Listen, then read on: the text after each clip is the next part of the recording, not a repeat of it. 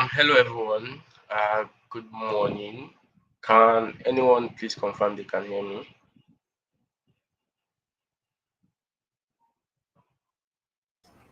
Yes, yes, Hi yes. We can Toby. hear. Good Okay, morning. awesome. Right. Good morning everyone. I trust we're all doing great today. It's a beautiful Saturday, and we are here for the Dahel Techies Power BI challenge. Right. It's been a long time coming, and of course, today is the final day for the Power BI challenge, and we're super excited. We're super excited having everyone um, who has had one thing or the other to do with the challenge, right? From visiting the website and then also submitting entries, registering for that, and of course, working on the project, right? I had to look at the data set. It's a really, really big one. And of course, being able to put out something really, really amazing. Right. So yep. Big congratulations to everyone who have made it thus far. I really want to say I am excited being here with everyone, and it is a pleasure. Okay. So I think we're live also on other platforms, and everyone can share and join us from Facebook, YouTube. I think I'm not sure what the other platform would be, but wherever anyone is, I'm saying hello to everyone, right? And yeah, so we also have on the session today with us on the program some very very amazing persons who are going to be giving us very very constructive feedbacks and reviews, and then at the end of the day we can then announce the winner. Also would like to say again a very big congratulations to all of the finalists that we have for this particular program. Ganiyu Modinat, Olorufemi Olamikosi. We have Paul Eversam Amon. We also have Frances Amarachi Ihebom.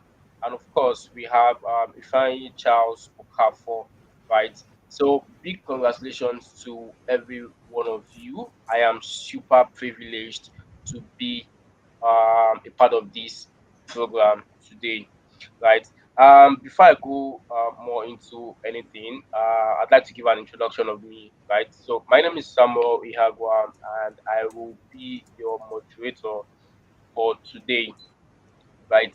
And of course, we've also had an introduction into or a brief introduction to the finalists, right? Of course, we also have Toby here with me, who is a lead marketing person of Dahel Techies, right? Hello, Toby.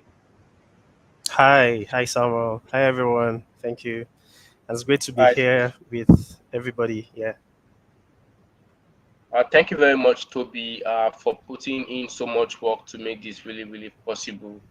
Thank you very much also to Mr. David of Dahel Techies for ensuring that this works. Right, we're really, really excited for everyone who has played one role or the other. All right, so in order not to have so much time spent on the session today, right? Here are certain things that we need to put into consideration for the session today, right? We're going to be judged, right? The participants or the finalists. I think I'd like to prefer saying the finalists, right? So that way, everyone gets to have the much deserved respect. I mean, it's not easy to have had a lot of submissions and being selected out of those so many submissions, right? So yeah, my respect, big time. Um, Okay, so there are certain things that we need to put into consideration, right, for the presentation today. And of course, you will be judged based on multiple criteria, right? Now, before we go into all of those criteria, I'd like to first give a welcome to our judges. Now, the judges for this program are persons, highly respected persons in the data community that have so far, sorry, highly respected persons in the data community that have so far shown a lot of work, resilience, and put in so much awesomeness into the work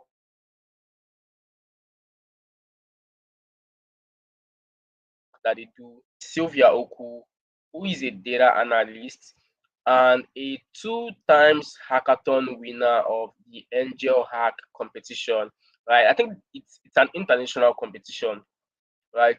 And she has successfully won the challenge twice, which is a very, very big feat.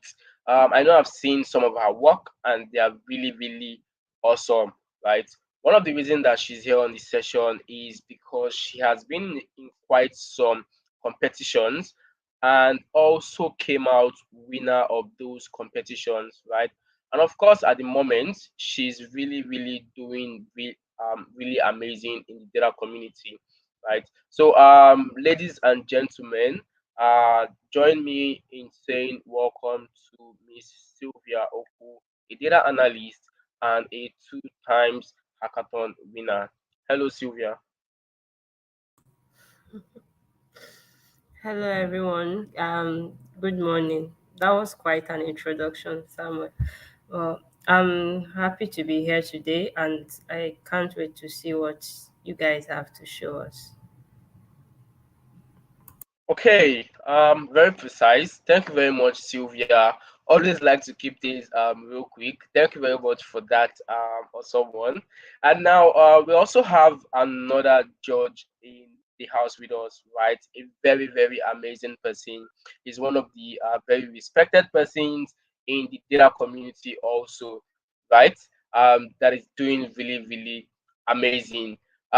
He's a data analyst with Access Bank PLC and also the hackathon winner of last year's Data Fest Africa event, which is an event for data professionals and data enthusiasts in Africa, right? So Malcolm came out the winner of Data Fest Africa Hackathon event last year, right? And he since then he has gone out to put so many amazing projects out that earned him recognition from top employers and the likes. So, ladies and gentlemen, join me also to welcome Mr. Malcolm Okonkwo.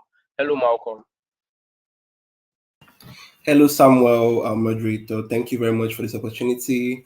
Um, I'm glad to be here, and I can't wait to see what our amazing finalists have for us today. I can't wait to be blown away. Thank you very much. All right, great. Thank you very much, Malcolm, for that awesome one. Once again, thank you very much, judges, Sylvia and Malcolm, for honoring our invitation to be judges for the program. All right. Without further ado, right, would like to state out all of the criteria that will be used in the program today. Now we've had to have all of the analysis and the whole processes put together, right? Now for the presentation today, everyone has been informed, right, about some of the things that will be considered. Now here are some things that will actually be considered again, right, just to make it really, really clear. Now, when you're being called upon to give your presentation, right, some of the things that you want to talk about, of course, you want to give us an entire walkthrough of the processes from the start of your project until the end of your project.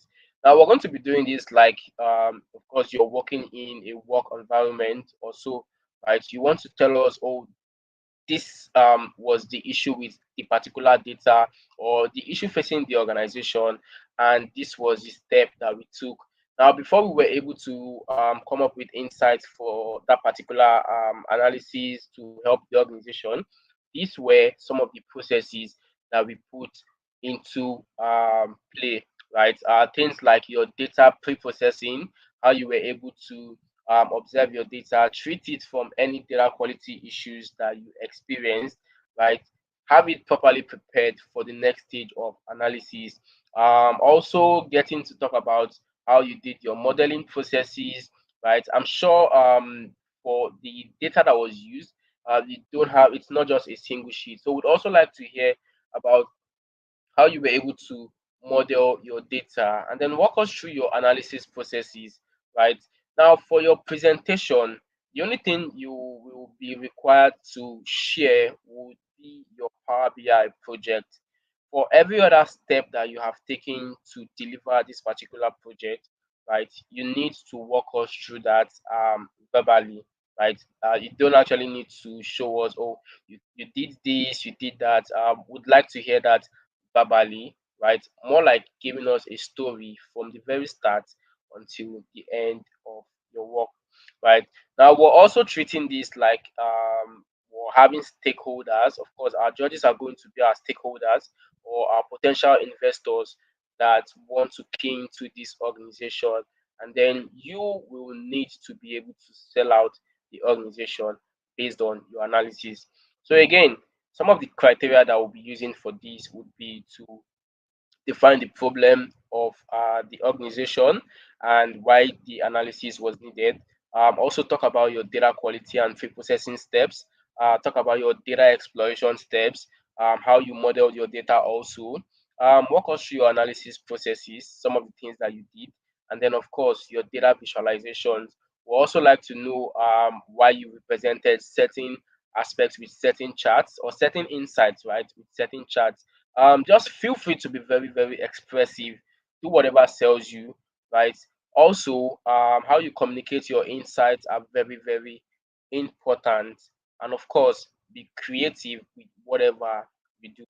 Now, lastly, because we have a good number of persons that would also be presenting, we're not going to be using the whole day for the project, right? So we're going to have some time limit for everyone.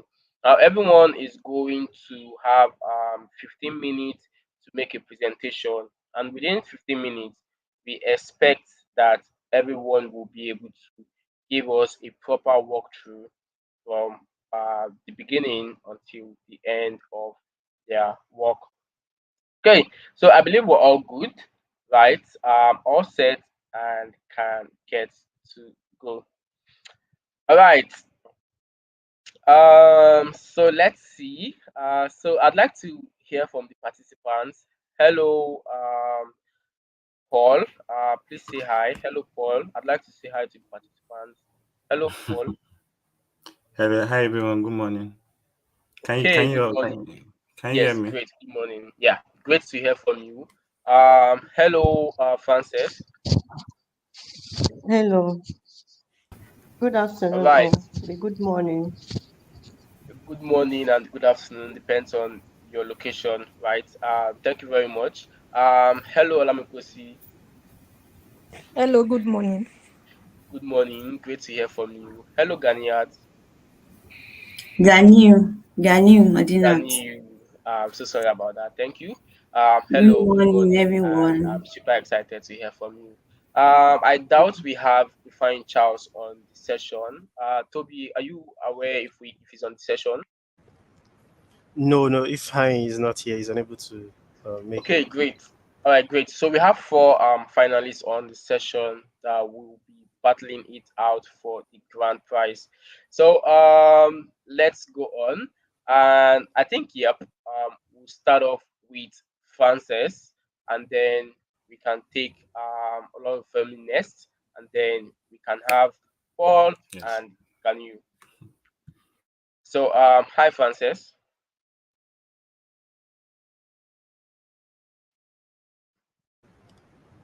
I think Paul would actually be going first, but Hi. he's getting his presentation ready, I guess. But if Frances is ready, maybe she can go ahead. Okay, great. Good afternoon. Good afternoon. Um, please, I'm Frances Amarachi Ihebom, and I was thinking I will be the second to present because my video is actually having an issue, and I hope we all bear with me. It has refused to turn back. It's turning upside down. I was trying to get the other system ready, but yet it's not working.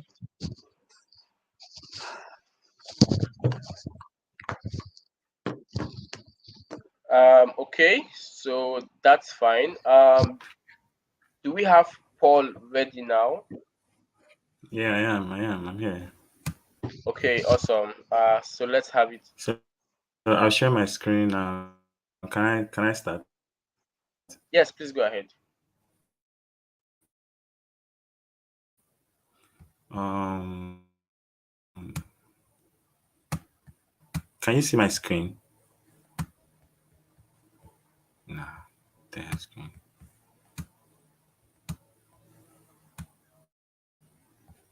So, um, when I saw this challenge, yeah, the first thing that came to mind, or the most issues I have with this type of things, is always figuring out what to do with the data.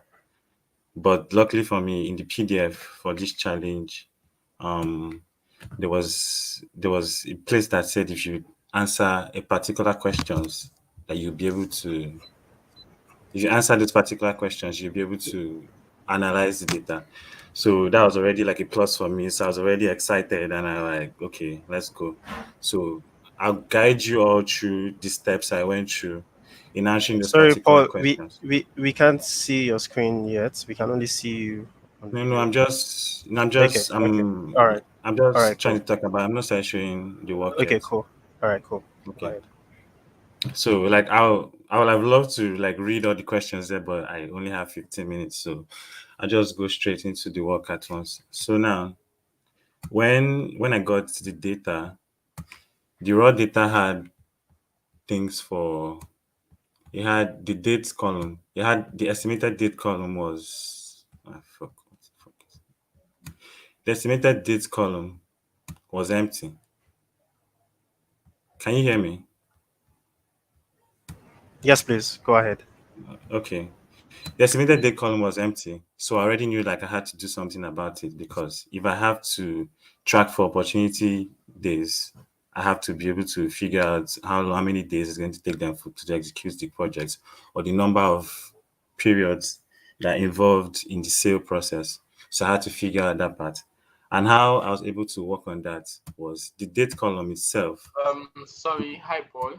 While Yes. you're giving us a walkthrough, I think would appreciate if you can have your work displayed so you can share your screen and then you can talk about the Can you processes. can you see, can you see my screen now?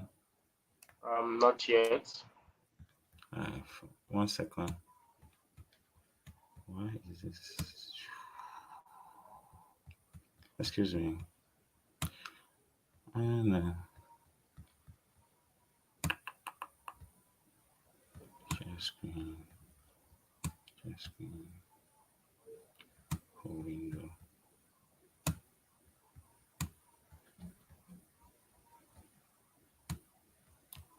Can you see my screen now?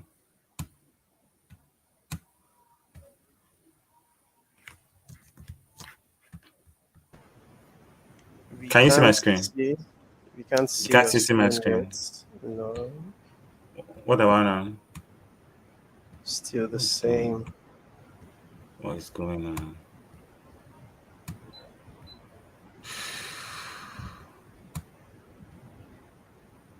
I don't know. I don't know what's going on.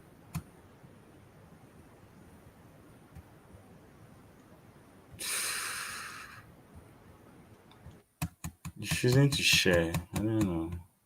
Can you give me a list? Let me figure it out then. Can someone else go? I don't know why it's not showing.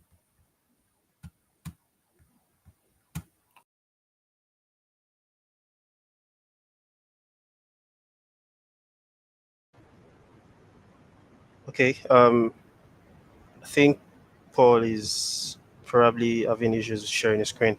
Let's see. Francis, are you ready for us?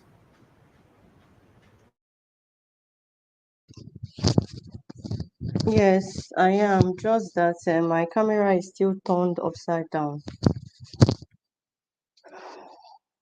So I don't know if I can be obliged to still present with it turned upside down. Yeah, that's fine. Thank you. Okay. When I got the message that I've been about the challenge, that was almost the same time that we finished with our projects and was issued certificates.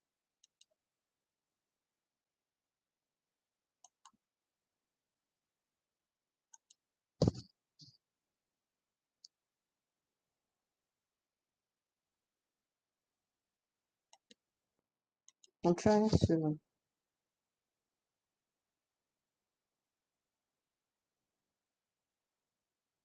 um,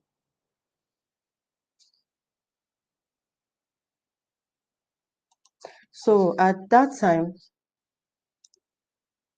I was happy that I was selected, okay, that I had the opportunity to immediately start my analysis, maybe through challenge. So I was interested, and then I registered for the challenge and started my analysis. Sorry, I'm trying to upload this Power BI work and it's not coming.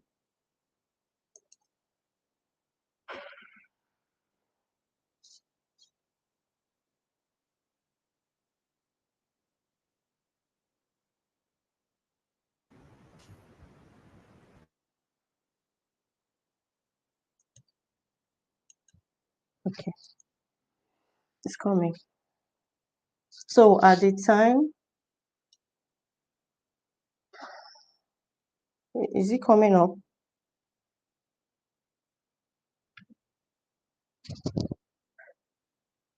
Yes, you are up, Sorry, can Francis. you hear me? Okay, We can hear you. okay. So at that time, I was happy to engage in the analysis. So I got the link, then I checked for the data dictionary. I read through it and discovered that it was actually something that can help me to figure out the steps I should go. Then at that time, I also downloaded my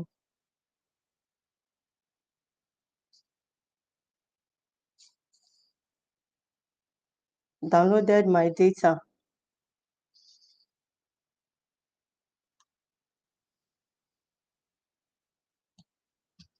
I downloaded my data and I also found out that we have accounts, facts, table, opportunity table, the partner table, the product table, and sales stage.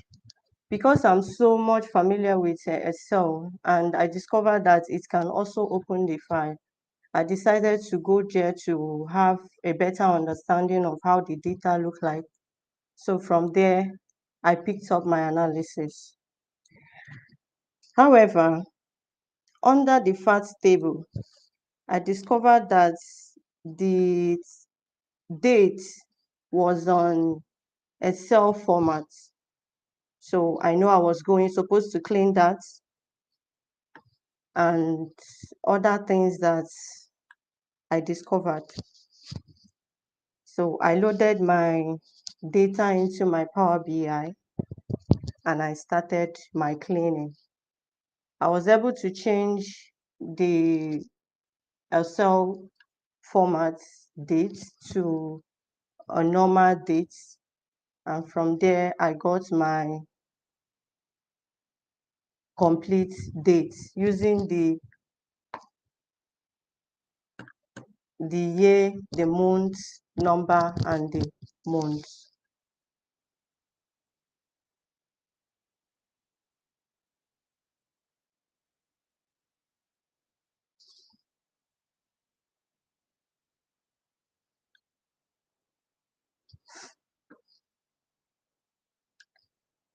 So from there, I was able to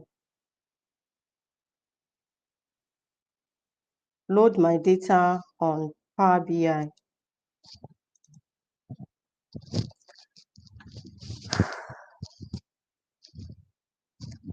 However, this analysis is to optimize opportunity tracking data sets to gain insights into a software company's sales channels using Power BI.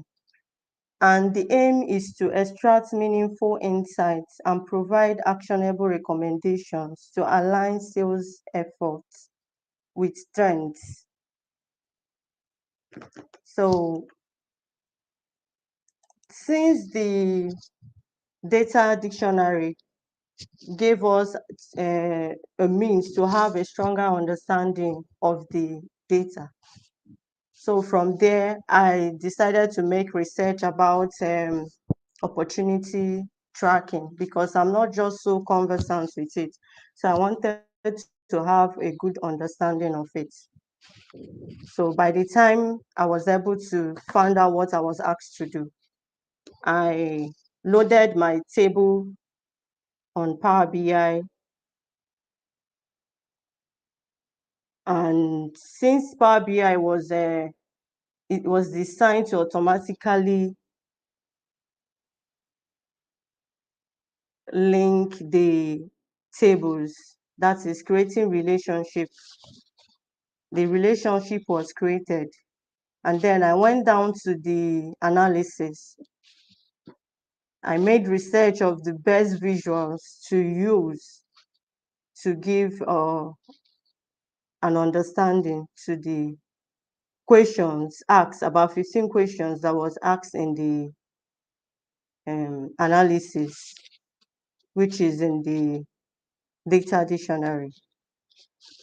So I was able to compare, first of all, the data set. I discovered that it is about sales and opportunity, factored products, the product revenue, and all that.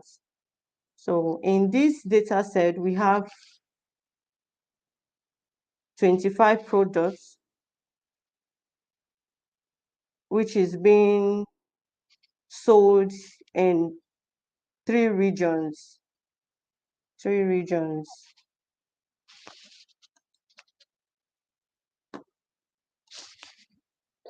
Having 5 stages that it will pass through. And we have 100 partners. That's the opportunity tracking sales company have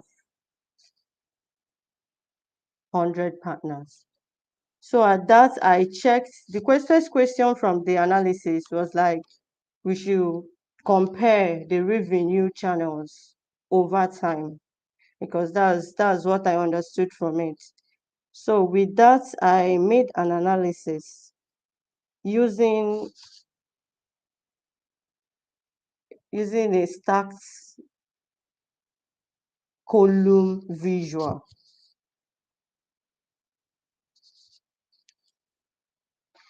To compare between the direct and partner channels over time.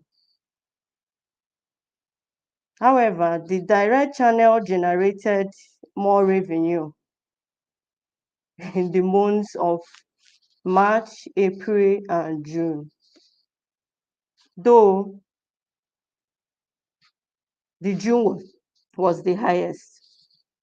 While for the rest of the month, partner channel took upper hand, especially during December, in which the revenue was double the number generated in June by direct channel, which happened to be the highest generated revenue of direct revenue.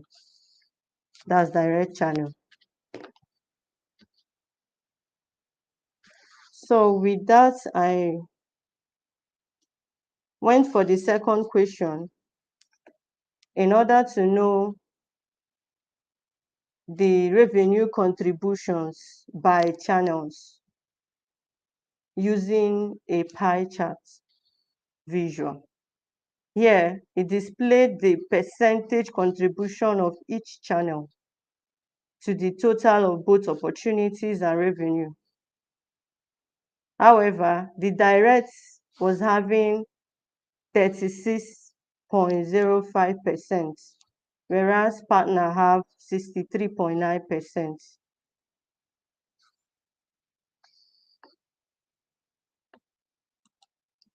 For the third visual,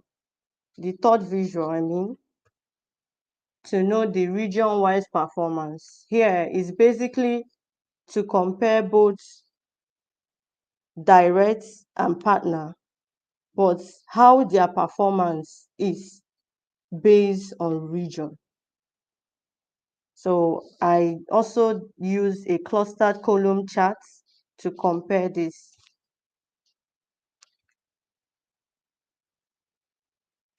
Although East made the highest revenue in direct channel than Central, this is what I'm talking about. This revenue comparison, this region-wise performance. The East made the highest, followed by the Central and then the West. Yet, the partner topped in all of the regions. Then, and now from guidance from the question, I also checked the region generated revenue without comparison. I just wanted to know the all together, or I wanted to have a better understanding of it. So, and I discovered that in all, East made the highest, Central second, and the West. However, there was a high level of growth potential of about 80% of growth potential from the Central region. I also went down to check the partner performance. That's all the partners, how they performed. So, and I discovered that Sontason as a partner was the highest, which was about 33.23% of revenue generated by partners was just for the partner. Then with that, I went down to check the opportunity seasonal patterns. That is the trends in between both the direct and the partner. For the direct, from the month of January to December, it was kind of increasing and then it drops. While for partners, it increased all through, except for July that got high, and then August also came down low. But by the end of December, the partner have high trends.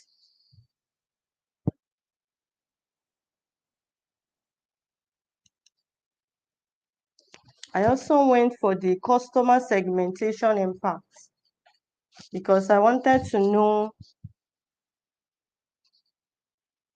how the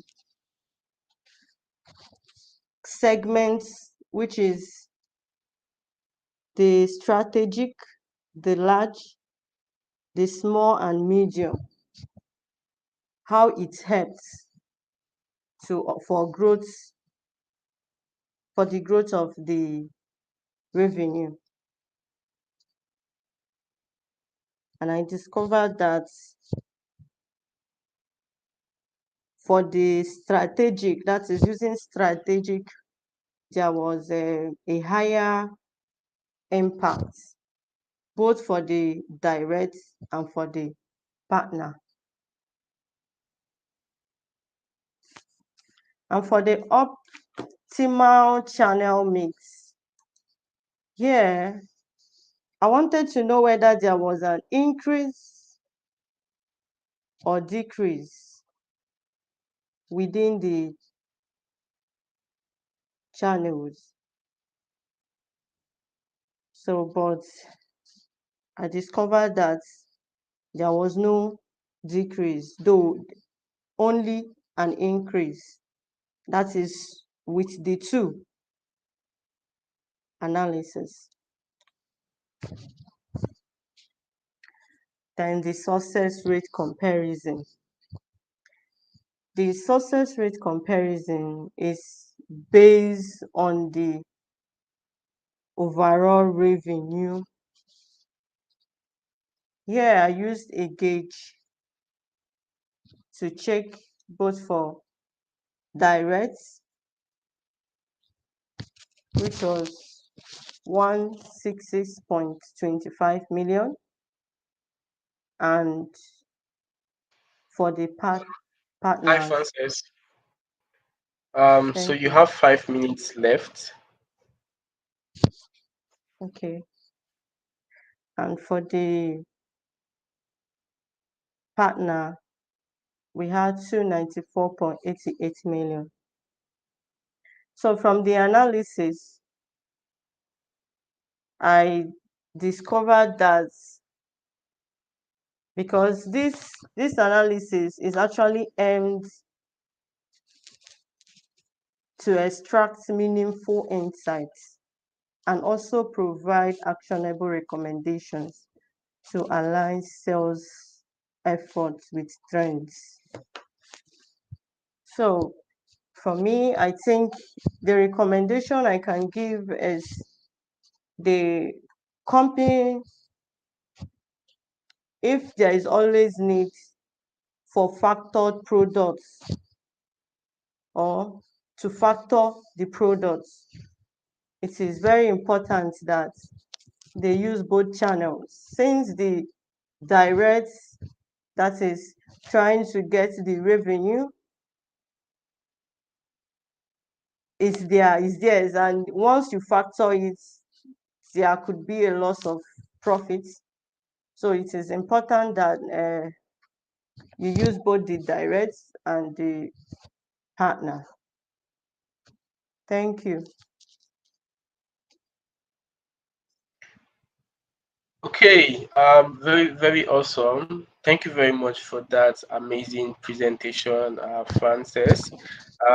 This is a great one. I'm sure a lot of persons would agree with me that this is really, really exciting and not a very easy one to come by. Thank you very much, Frances. And we'll hear from the judges later on. So, right about now, we'll go on to the next person to present. So, I think, yeah, you can stop sharing for now. Thank you very much. Okay. So now we'll go on to the next person. Okay, hi Toby. Please go ahead. Yes, sorry. So while we wait for Paul, we have actually have a question for Frances. So maybe you would want her to take that like later, or can she do that now? We have somebody, Destiny Obu Haskid. What metric was used to compute the growth potential of 80%?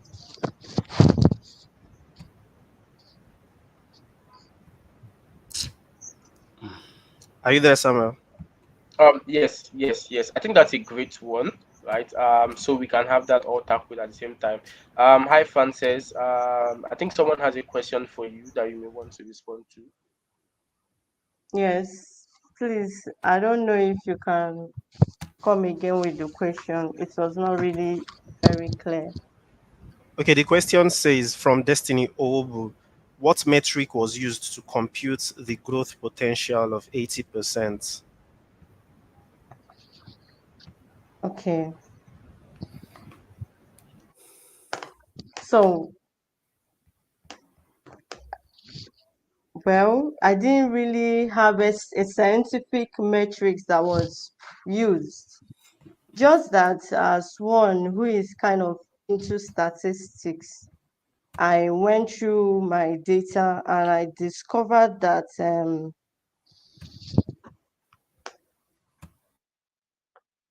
the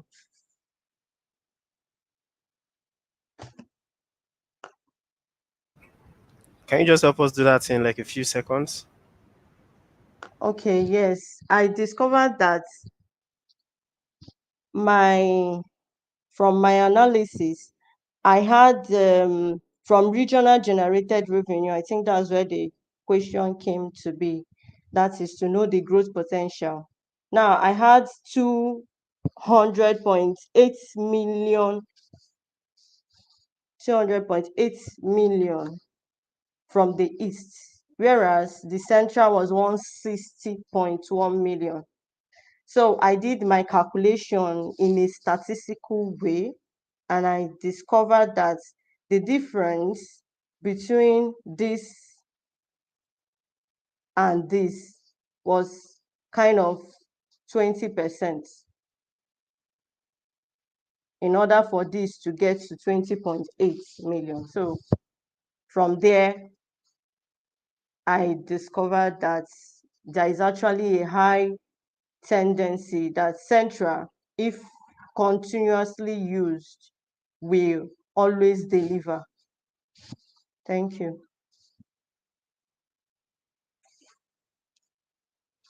Okay, very awesome. I believe that question has been answered.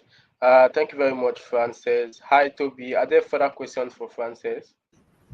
No, that would be the only question. Okay, amazing. Thank you very much, Frances, for that amazing response. Okay, so I think we can go on to Paul. Hello, Paul. Hello everyone.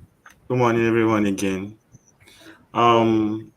So I just get right to it because I already wasted your time already. So from when we got the data, we had the data dictionary that I would say saved me a lot of time with at least 70% of the time because it said that if we can answer a particular questions like this possible questions to be solved here, we'll be able to analyze the data. So with that, I was like, okay, fine. If I can answer these questions, I could do it. So I just dove right into it. So now on the Excel data, we had the account table, we had the fact table, opportunity, partner, product, and sales stage table. But when I opened the fact table, as you can see here, the estimated close date was empty. So I knew right from the bat that I had to figure out that part. Then the date format was in Excel. So I know I had to figure that part also. But I also had to make sure that everything was okay, standardize the dates and figure out what to do with the estimated close date. So while I had that in mind, I just went straight into the data. Now in my in the when I imported the data, when I imported the data in my the transform tab, as you can see here with the steps on the side of the things I did, some of them are just prerequisites from Power BI, like the source that's already written from the Excel workbook in M code, the navigation pane, and the promoted headers which I added. So now I just go straight into the cleaning of the data. So I cleaned part of the data on Excel. I calculated for my estimated close date rate. It's estimated close date by adding the create dates that is in Excel format to the opportunity days. And when you add them together and turn them into a standard short date format, you'll be able to get your estimated close date. So that's what I did with that. Then I added a custom column which was the revenue difference. which I minus the revenue, the product difference from the factor product difference. Then I changed my type of the currency type to currency. Then I reordered the columns and brought everything together. Then I closed and applied and came to my dashboard. So when everything came here, I put the auto auto detect relationships with from Power BI. So as you can see, let me close this part. So as you can see, there's relationship between the account table and the fact table with the account ID, a relationship with the opportunity and the fact table with the opportunity ID, relationship with the product code, the products table and the fact table with the product ID code, relationship with the sales stage with the sales stage, relationship with the partner with the partner ID. So with that, I was ready to start. So first of all, the first question I answered, I had to answer, how does revenue compare between the direct and the partner sales? So with that, I used a stacked column chart. I put my partner driven, which is on the partner table on my x-axis. I put my product revenue, which is on my fact table on my y-axis. Then I use my partner driven on my legend to be able to differentiate them with colors. So as you can see, the partner driven actually made a lot, like 5.4 million, while the direct only made 3 million. So before I continue, like I try not to put everything together since I'm answering a lot of questions. So I did not want the person that is looking at this report to be looking at too many things at the same time. So I divided them into four, three different pages and tried to keep it to at least five illustrations a particular page. So the next question I answered was, which channel contributes the most opportunities and revenue? So with this, I used a pie chart. I put my partner driven on the partner table on my legend. Then I put the sum of revenue of the fact table on my values. And as you can see from here, the partner driven made just 30.55% of total revenue, while the partner driven made a whopping 69% of everything. So if that was even a company, I think the partners are practically running the company right now. So the next question I answered was, are there specific regions where one channel outperforms the other? So with that, I did 100% stacked bar chart with my region on my y-axis, my sum of revenue difference on my x-axis. That's to find out the difference in the amount of money that they made in those different regions. Then I put my partner driven on the legend. So you can see from this that the East, without the partner driven, the East made 35.05%. The the partner driven made 69.95%. The central, the direct made 21.47%, while the partner driven made 78.56%. The west, the direct made 30.73%, while the partners made 69.27%. Now, and after that, I had to use a metric to answer this particular question, which is generate what regions generate more revenue on each sales. So with this, I used the region on my rows. I put on my columns, I put the partner driven data on my columns, and I put the sum of product revenue on my values. As you can see here from the analysis here, you can see that the partners drove in a lot more money, as you can see from everything that they were able to do within those regions. Now, after that, I answered, are there any untapped regions with potential for growth? in specific channels. So with that, because in the question we had a table for segments, so we had segments for large scale, small and medium, and strategic. So I had to figure out how much revenue was made in each segment. So I put my on my rows, I put my region on my rows, I put on my columns, I put my segments, and on my values, I use the sum of product revenue. So as you can see, the the large didn't really do much. The the large is second in all regions except the west to the strategic. So I think the strategy has that one for this. So now I move to my next page.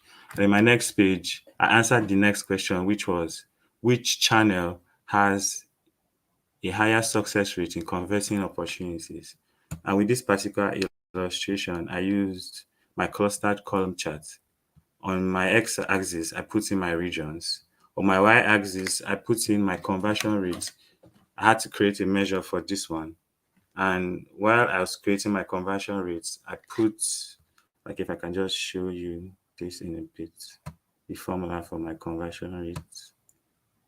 So on my conversion rate, I put, it was divide the count of the fact opportunity ID, comma, then the count of the opportunity ID for the, on the, what's it called, on the table of the opportunity, on the opportunity table, in order to get from my conversion rate. So now I put my conversion rate on my y-axis, then I use my segment as my legend. So on my conversion rate here, you see that in ways for it to actualize, the large on the east is 0.117, on the small and medium in the east is 0.111, and on the medium, on the strategic is 0.208. On the central, that's 0.113. On the central, on the small and medium, that's 0.088. And on the strategic, that's 0.167. Then in the west, the large brought in more, is capable of doing more on in the west with 0.093, and on the small and medium, that's 0.039, and in the strategic is 0.66. Then after that, I moved to the, are there specific variations of sales during this, are there specific variation for sales in say, are there specific variations in the in the sales cycle duration? So with this, I put my opportunity days on my x-axis.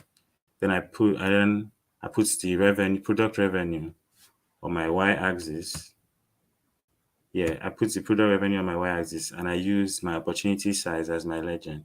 So as you can see, from 400 days to 600 days, like inside the cluster between 400 and 450 days, are where most of the small and medium stage sales can occur. Then the amount is between um, 0.1 million to 3 million or thereabout.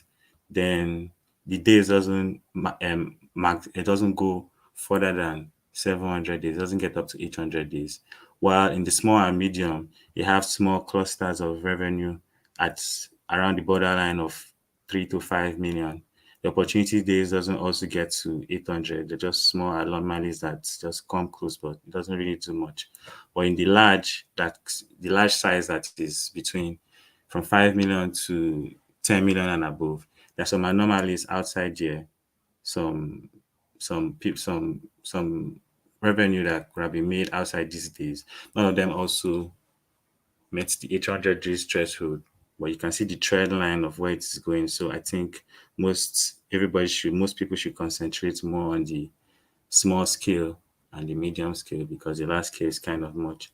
Now on the next question I answered was which channel are complementary and which ones might compete. And on this, I put my average product revenue on my x-axis. Then I put my segment on my legend. Then as you can see, the average product revenue on the x-axis the large on the legend. Then the West is 32.54% for the large. The small and medium is 40.60%. Then the strategic is 26.87%. In the central, the large is 30.78%.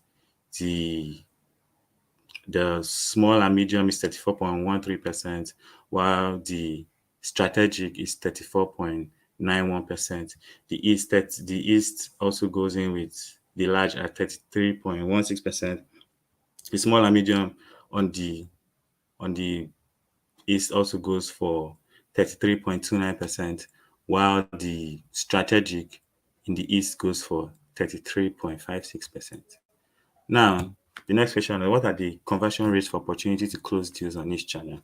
So the main reason for this opportunity tracking dashboard is to track and find out how it compares between the partner-driven sales and the partner and the direct sales. So in this particular metric, which one is 100, I'm trying to compare what's the possibility for direct sales to move in each region and sales by partners to move in each region, the central, the east, and the west. So for the direct in the central, that's 0.1%, but the partner driven is 0.23%. In the east, they are both equal. So I think that's equal opportunities in the east. While in the west, the direct is 0.09%, while the partner driven is 0.11%. So in all, I think the partner driven is where to go. Then in my last page, I checked which partners are consistently driving revenue and which partners are consistently driving revenue. And on this part, I used the stacked bar chart, and on my y-axis, I put my partner, and on my x-axis, I put my average product revenue. And on my legend, I put my partner. So as you can see from the illustration here on the stacked bar chart that the partner, Media Phase, BAM Green, Doltech, Geo Electrons, Dental Corp, Ideality, Big Stacks are the partners that are driving in most revenue with 11.9, 11.3, 11.3, 11 million, 11 million, 10.9, and so on. Then after that, I checked are there seasonal patterns in opportunity creation, in revenue generation for each channel. So for this, I used my line chart and I put my month and my x-axis. Then I put my sum of product revenue on my y-axis. Then I put my month on my legend. Then I also arranged them in this thing, in descending format, so that you can see from the highest to the lowest. And from here, December brought in 354 million, followed by June, followed by May, followed by July and April. So there's no real trend to how they can make revenue, but it's all seen and clear here that December brings in the most money. So I think the company should actually really look into that. So now, after that, I checked my next one, which is how does customer segmentation impact region effectiveness? And with that, I use my 100% stacked column chart. With that, I put my segment on my x-axis, my count of region on my y-axis, and my legend, I used my region. So from here, you can see that um, in the central, the strategic is 34.33%. In the east, sorry, in the strategic 34.33%, while in the east it is 47.01%, while in the west it is 18.66%. In with the large, in the west it is 29.06%, in the east it is 38.46%, and in the central it's 32.48%, while in small and medium in the west is 16%, in the east is 45.28%, and in the central it is 37.47%. So the final illustration here is Are there specific deal size and region combinations that show potential? So for this, I use the metric. Yeah, I used I use the table. I use a metric, so I use a table. So I put my regions on my columns, my size ID on my columns, my sum of product revenue on my columns, my revenue difference on my columns. So as you can see for the central, the size ID 1, 2, 3, the revenue difference is made quite a lot of money with this in this period. So and as you can see on the side here, added slicers so that the company will be able to check how each partner is doing individually. So if you can scroll through, you can see how much and it affects each part of the dashboard with each selection. So yeah, that's that. So now my recommendations I put for opportunity tracking involves data driven decision making that use our information carefully to study how well partners are doing. This will help them find out how the partners are doing best and understand how well they are making it possible. And with turn, they can also teach others. Then leverage partner driven channels.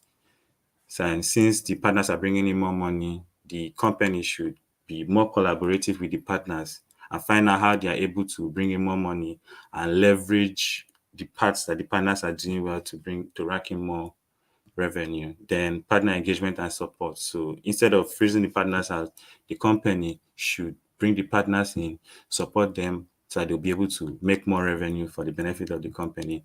Then region specific strategies. So with each region, as showed in the dashboard before, you can see that each region, the sales are doing differently. So the company should pay attention to that and find out what sales strategy they can do in each region to maximize it.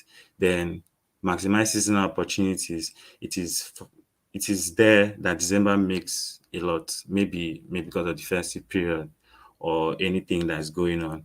So the company should be able to make promotional ads or videos, promos to be able to make people to buy more during this period. And then conversion rate optimization. The partners are better at turning interested people into buyers. So the company should learn why this happens and perhaps make processes easier for customers. And this way they can buy more from them. So yeah, I think yeah, I'm done. Um, Yeah, I'm done. Thank you very much. Thank you very much. And yeah, hi Paul. yeah, That was a very amazing presentation, very yeah, very insightful, and I'm super thank you. excited having to see you walk us through the whole process, right? Just by looking at that, I feel even if I had no knowledge about this, I feel I should be able to do quite some of the things you've done. So a very great work there. Thank you very much for that amazing presentation. We'll hear back from the judges when the time comes. So we'll go on to the next finalists to come on stage and also give us their amazing presentation. And hello, Modino, sorry. Please go on ahead.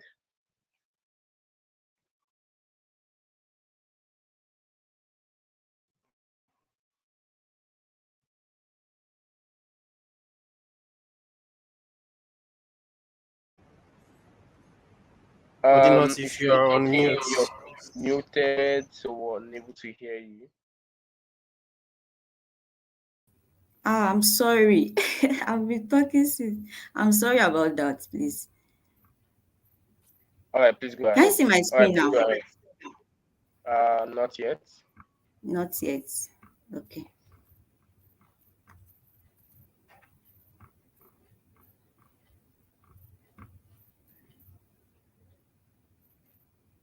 Now? Yeah. Yeah. Please go ahead. Okay, good afternoon, everyone. My name is Gani Madinat. I'll be presenting the insights generated from this company software data set. So I would like to Okay. walk us through my entire journey during this analysis. So I got the message through the my email and from a group chat. I opened the file and read the data dictionary. Then I proceed to understand the goals. But because I haven't worked on any data set related to software company, so I have to ask my friend ChatGPT to give me the details. And thanks to ChatGPT, I was able to fully understand how it operates. So I read a lot on how software companies operate. Then I proceeded to solve the analysis.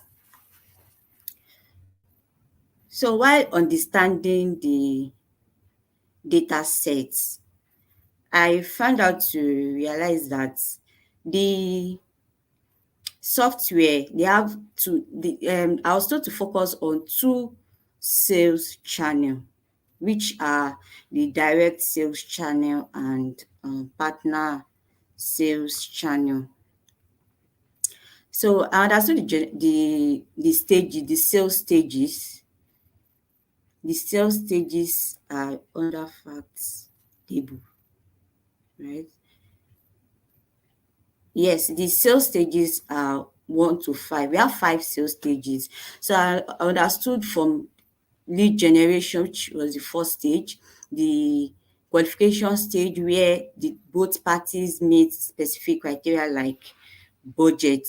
Then the third stage is the solution where the company understand what the customer needs. Then the negotiation and they finalize the deal. So this is the model, the connection. We have 6, 2, 3, 4, 5, 6. We have 6 files. So this is how I connected the 6 files together before moving on to that. There's some under my my Power Query. I had to transform the date column because I had issues transforming the date column to the date format. So I made some research and I got the right function to use. So here I have, to make it simple to understand, I made it a report in 3 pages. So here I have the total opportunities amount to 487 opportunities, where direct sales channel amount to 217 opportunities, which is equivalent to 45%. I had to convert it to percentage so that it will be easy to understand. It will be easy to communicate this figure instead of just leaving it to 217 or 217. And there are some here that are also converted to percentage. I think to be so easy for anybody to see the variance. While the partner sales channel amount to 270, which is equivalent to 55% of the total opportunities. Here we have the total revenue for all sales stages, which include the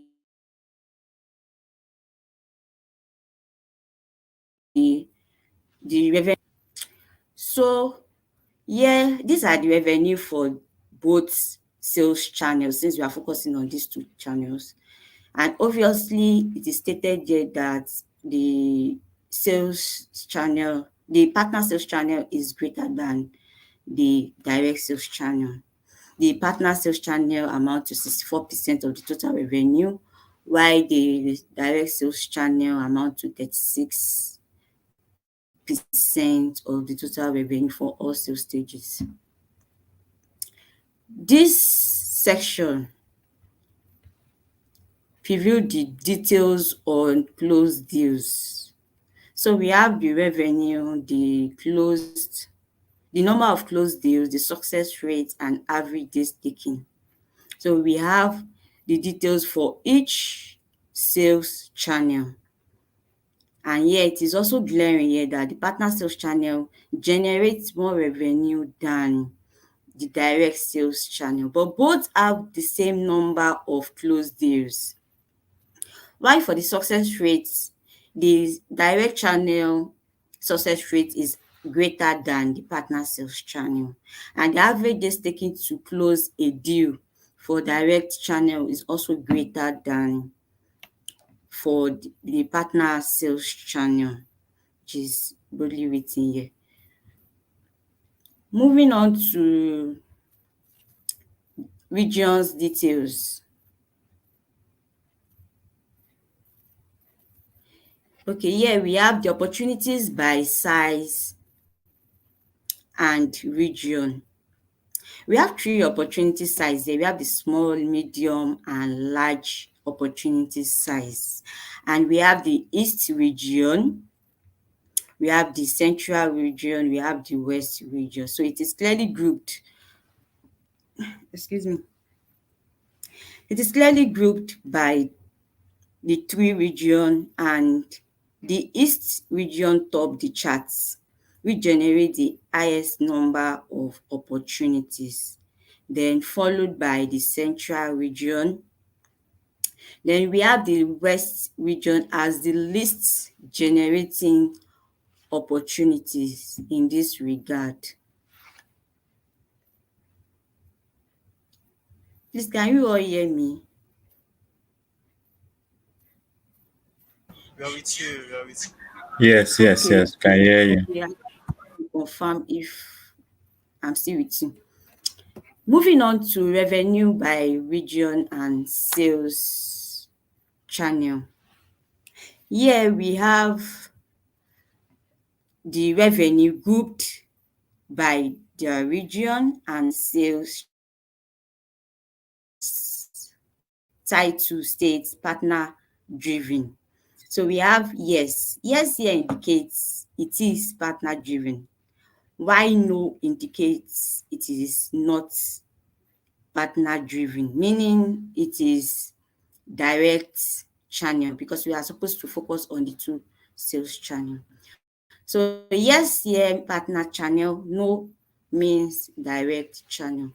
So we have the revenue for this bar shows the highest revenue generated by the partner channel, which amount to 160 million, followed by the Central region, then the West region.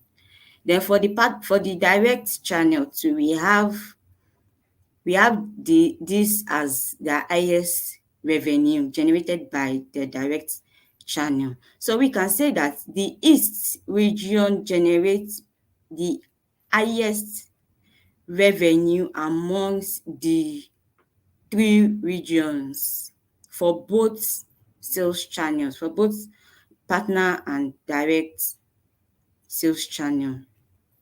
Then followed by Central. The partner channel generates $140 million, which is just $2 million different from the highest generated revenue, while the direct channel generates just $46 million. This simply shows that direct sales channel is not maximizing the opportunities in this region, because looking at other region, if you compare the revenue generated by both channel in same region, it is reasonable. The difference are reasonable when comparing the two channel in Central region. The revenue is wide. The gap rather, the revenue generated between the two channel is wide. They are miles apart. So I can conclude here that the direct sales channel, no, I can conclude here that their growth potentials yes, there are growth potentials that are untapped by direct sales channel here. Because as a matter of fact, if partner channel can generate as much as this amount, then the direct channel can double this amount. They can actually double this amount. So this chart and this chart are similar, but this shows in regards to revenue, while this shows in regards to opportunities. So the same findings will apply here since they are similar. This shows East generates the highest opportunities with just two opportunities difference. Why for West too, the difference is also reasonable. But for the central region, the direct channel is yet to maximize the opportunities in this region. So they should work more, they should put more effort to make sure they maximize the opportunity in this region to generate more revenue. So moving on to opportunities by company size. Yeah, we have three company size. If I can hear, you have 5 minutes left. 5 minutes. Okay. We have three company size. We have strategic, large, and small, then small and medium company size. The lighter color shows the direct channel, while the darker color shows the partner channel. So it is obvious here that this company size generates more of these opportunities, while the least company size here is the small and medium company that generate the least better opportunities. Moving on to the last section, which is this channel mix. We have the top revenue by sales channels. Here, the bar shows the revenue by sales channels. But looking at these sales channels, we are going to be looking at them as an organization and not a body this time, because we focus on two bodies, which is direct and partner. So we want to know which of these partner actually generates more revenue instead of collectively referring them as partner channel. So this represents the company, which is direct sales. This is the revenue the company itself generates. Then to the next, to the first partner, which is this, generate this $98.18 million, then followed by $27.92 million. So this we can say this amount do not come close to this amount at all. So if there's anything the company should do, they shouldn't affect their relationship with this organization, because they contribute a larger percentage of revenue to the company. So these are the top partners that generate revenue to the company aside the company itself. Looking at these charts, when looking at it is obvious that it is seasonal. The revenue generated here is seasonal. So the January generate the fatter percentage of revenue, while December generates the least amount of revenue. Then the last chart here, I have table that comprises of different points, and this answers the company wanted to know what optimal channel mix will generate higher revenue. Yes, that was my reason of building this chart, this table chart. So starting with the sales stage from 1 to 5, we have the opportunity. Obviously we can see that the partner channel excel in generating lead than the direct channel. But when critically looked, the outcome no, the outcome is the same. They both arrive at the same number of closed deals. So here we can say the partner channel has strength or excel more in generating leads, while direct channel excel more in closing deals with customer. Moving forward to the revenue, we can see that the revenue here is closely related or directly related to the opportunity. And this the partner channel consistently outperforms the direct channel in terms of revenue. And here we have the opportunity days. Here we can see that the lower the opportunity days, the greater the chances of converting an opportunity to close deals. So the company should ensure that they fast track, they encourage customers within limited days so that they can close as many deals as possible to turn their potential customers to paying customers. Thank you. Thank you so much for listening. Any question, any clarification? Okay, I hope it's thank you very clear. much, Modena, for that awesome presentation. That was quite a very, very epic one and was really, really insightful. Hi, Toby. Do you have an idea if there are any questions so far? Yeah. So I think we have some comments for Modinot on Facebook. Okay. More Yes. like a question.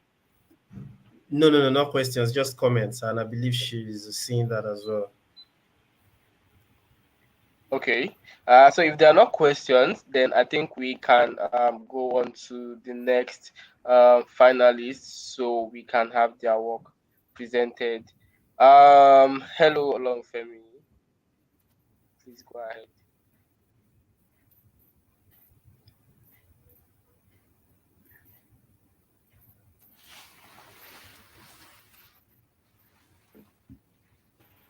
Olorunfemi Olamipose, are you here?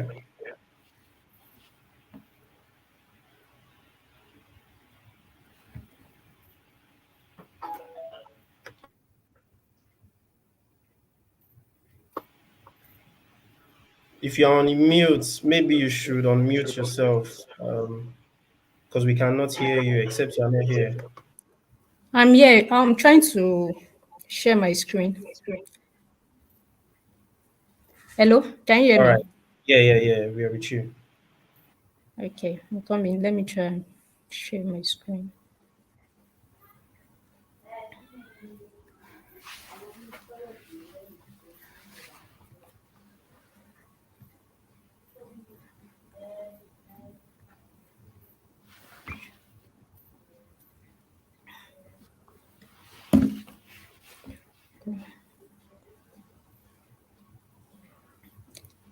So, can you see my screen now?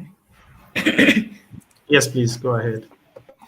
Okay, So you have 20 minutes. okay.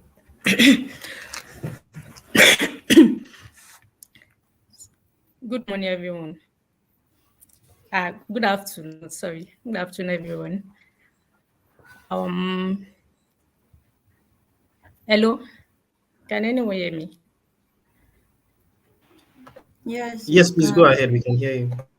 Okay, so um, I got this the challenge.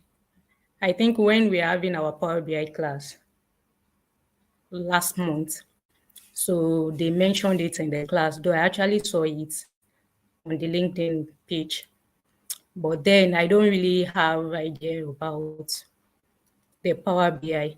So after the class, while I was waiting for our project, so I decided to try the challenge. But when I opened the file, at first I was confused because that's the first time I'll be working with that kind of data. So I had to read the data dictionary Sorry, I can't share those this. I can only share my my dashboard because I'm not using my system. So I read through the data dictionary to have idea of what the data is all about. Though it was kind of confusing, so I had to use the internet. I read to have idea of some of the columns, like the factored revenue, the segments, what they meant by partner driven and all the rest. So I started cleaning my data. I imported it to the Power Query. I the data was not actually, like, not really dirty. It was not really a dirty data. The only thing I did was, we're not given the estimated close date, and the date was in the Excel format. So I had to convert, I had to get my estimated date and also convert the date to the month, date, and year format. Then,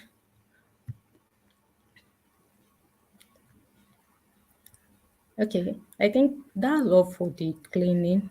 Then I changed some of the ones that are in text. I had to change them to numbers and all the rest. Then I did my the relationship between the tables.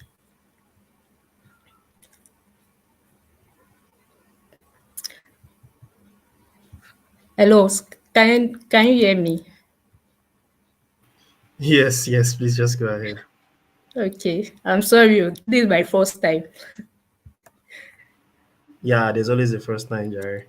Yeah. So these are how I connected my tables. And let me go to my dashboard. Okay. So this is my dashboard. Okay, in the data we were given, so they said the goal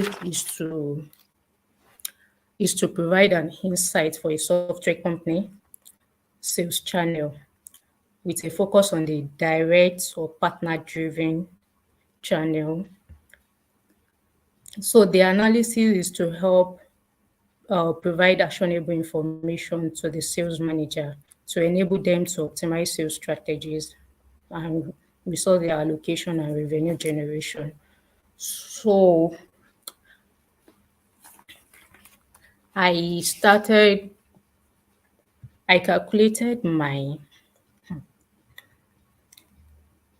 okay, please bear with me. So I calculated my revenue. Yes, I calculated my revenue, the sum of my factored revenue as well, the average revenue, the conversion rate. For my conversion rate, I used my total partners. Yes, I divided my total number of partners, and by the opportunity count.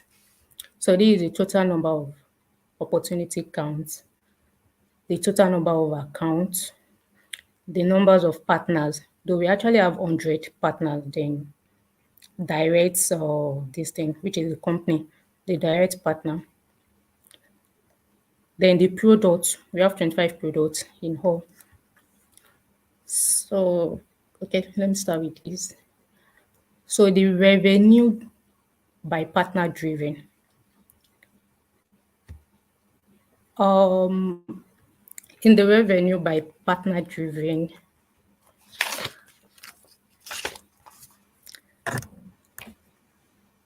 yes, the partner driven generates more of the revenue. Yes, they generated more of the revenue with almost 1.5 billion. Why uh, direct, that's the no, the direct partner driven generates about 645 million. The opportunity count, that's the total, the numbers of opportunity by regions. The East has the highest number of opportunity, that's 212, followed by the Central, which has 179, then the West has 96 opportunity counts. Then the factored revenue by opportunity size. The large opportunities tend to generate more revenue compared to medium and small.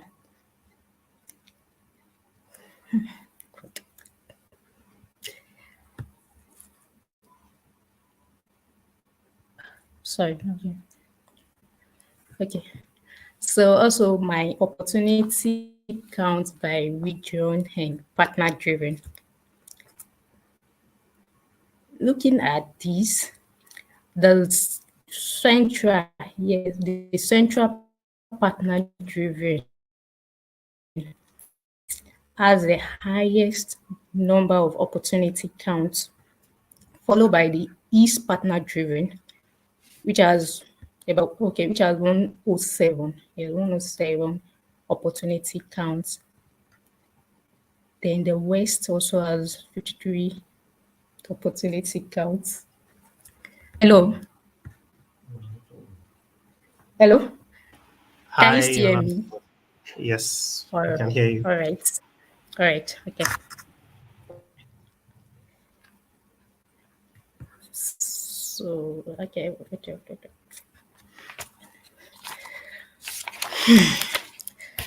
So these opportunities come by region and opportunity size. So I use this clustered column chart to represent these. This is the East, the Central, and the West. So the sorry, East. Okay. Yeah, the East has the largest, the highest number of opportunity counts. Let's good. Let's see. I don't know.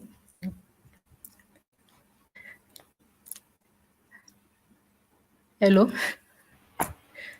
Yes, allow me firstly. Yeah. Oh my god. Are you stuck somewhere? Yes. I don't even know how to. Ah, okay. Let me use. Okay. I represented my months in with a filter, a slicer or a filter. Yeah. So um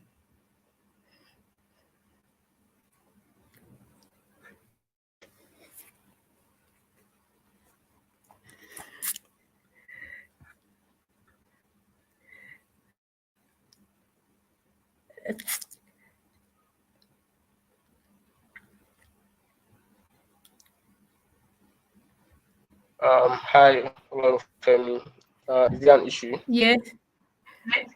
No, I'm just trying to check my this thing because already my god.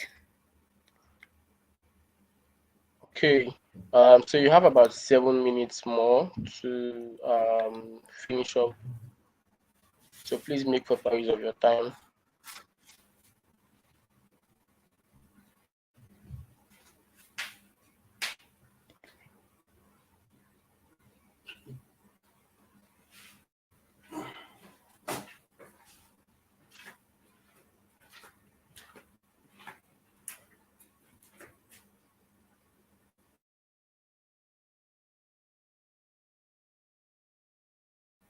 Don't disturb it. Allow me firstly, are you there?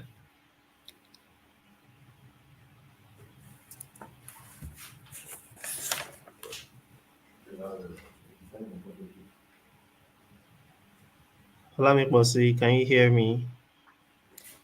Yes, I can hear you now. Sorry, the network. Oh, okay. Okay. All right. Cool. Okay, so the opportunity counts by segment and partner driven. So we have the strategic, the large, and the small and medium segments. So the strategic opportunities.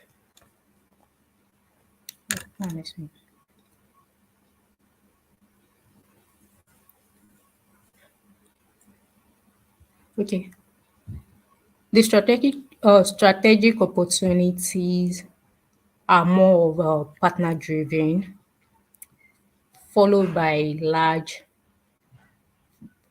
then the small and medium. Okay.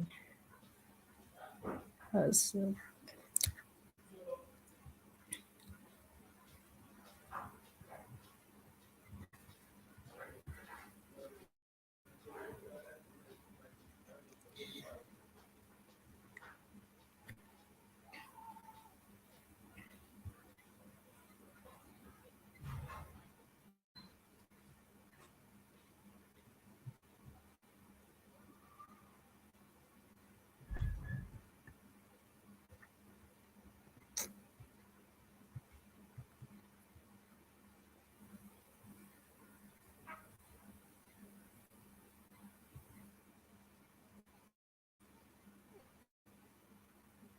Okay, so I think a lot of families seems to be having some bit of network issue on our end, and I hope it gets resolved so she can make the best use of her time.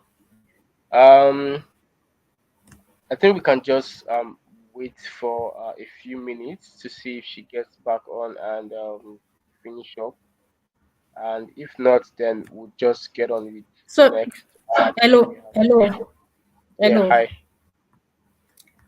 I I think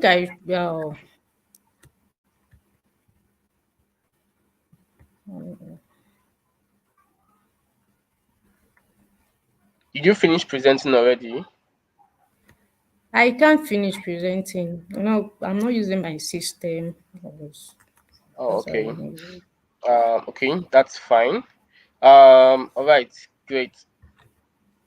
So thank you very much, Femi, for that great one there. Even though you were not able to finish, I was very very excited, and I'm sure also the judges and other guests, as well as our audience on other platforms, were also quite excited to see what you had or what you had done so far.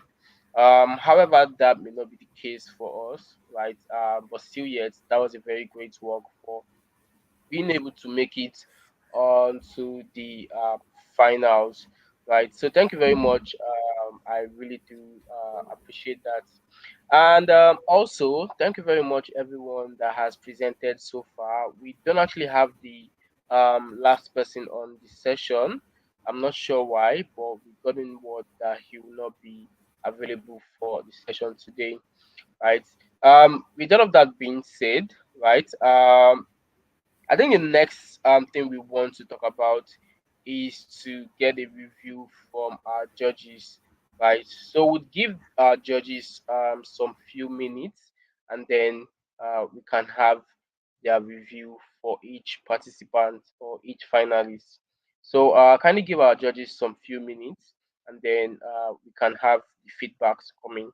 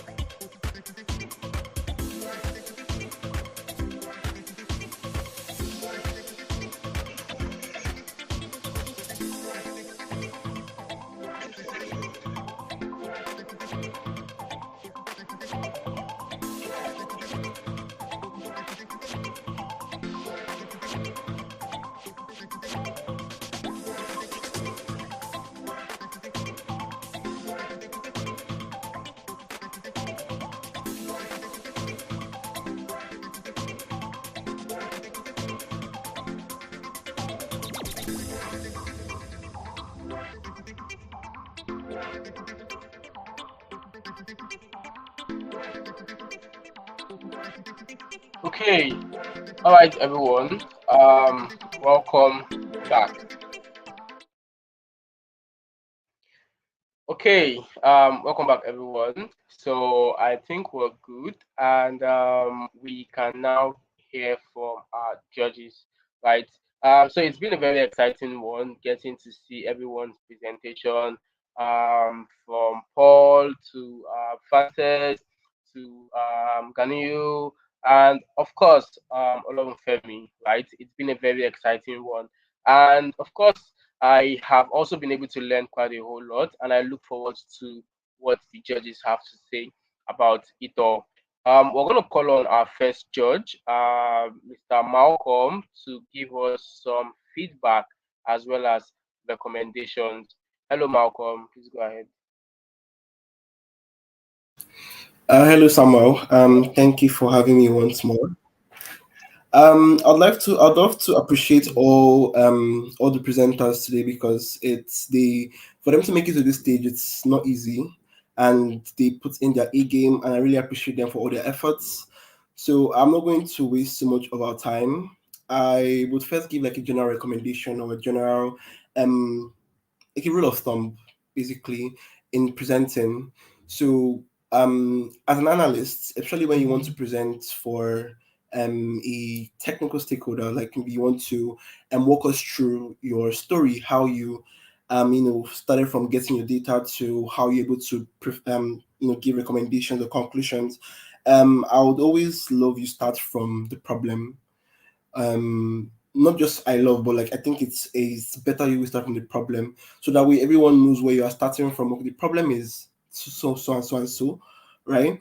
And it's clearly stated, and we know where you are coming from and where you are heading to. So we see how you are able to walk through from your exploration, get your insights, how they address the problem, how they tackle the problem, and now these are my recommendations to the business owners or the stakeholders.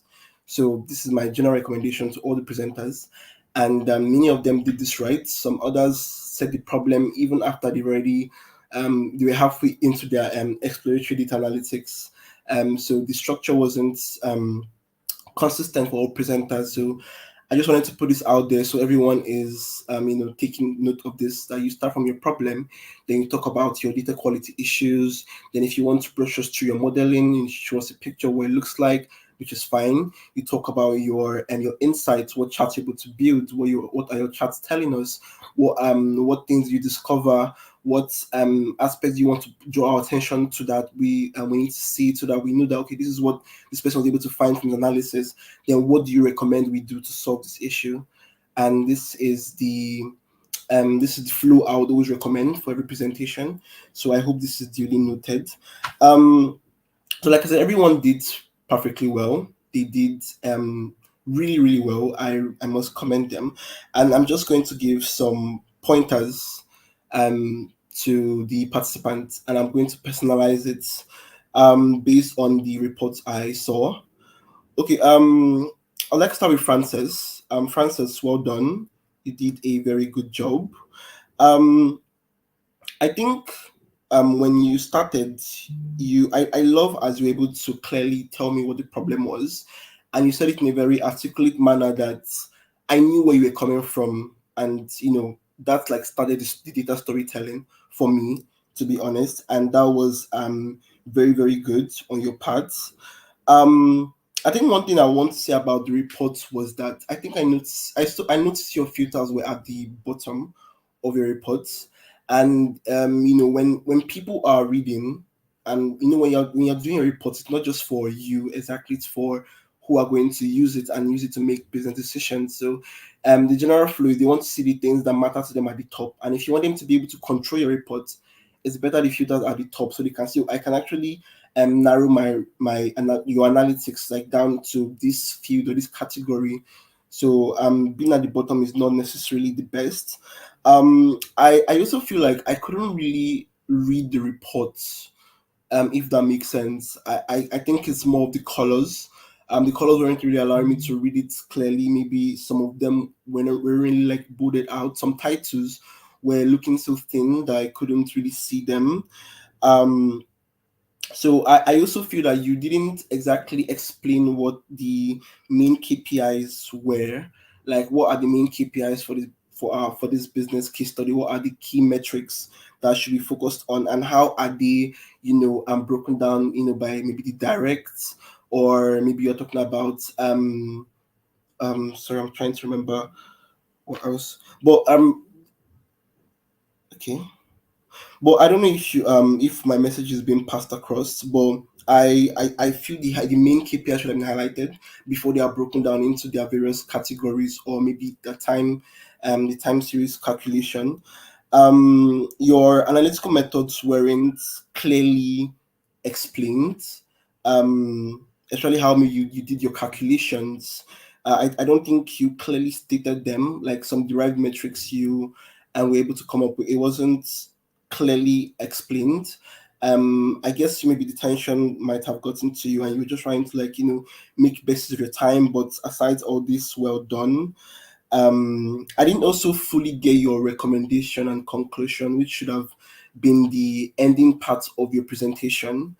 But nonetheless, you did a great job. Thank you so much for your presentation, and I'll head on to my feedback for Paul. Paul, you actually did a very good job. I was impressed with your presentation.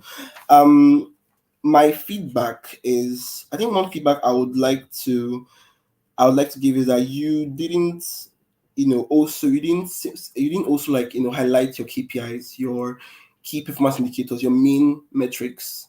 They weren't, highlighted in your reports. And another thing I noticed was that you were using the questions which were supposed to guide your analytics as the titles for your charts. If that's the case, then we shouldn't be reading the questions. I think a proper title should be a better use for the charts, rather than the questions guiding the analytics. Your communication skills was on point. You were clearly explaining, walking us through your analytic phases, your steps, and I really appreciate that.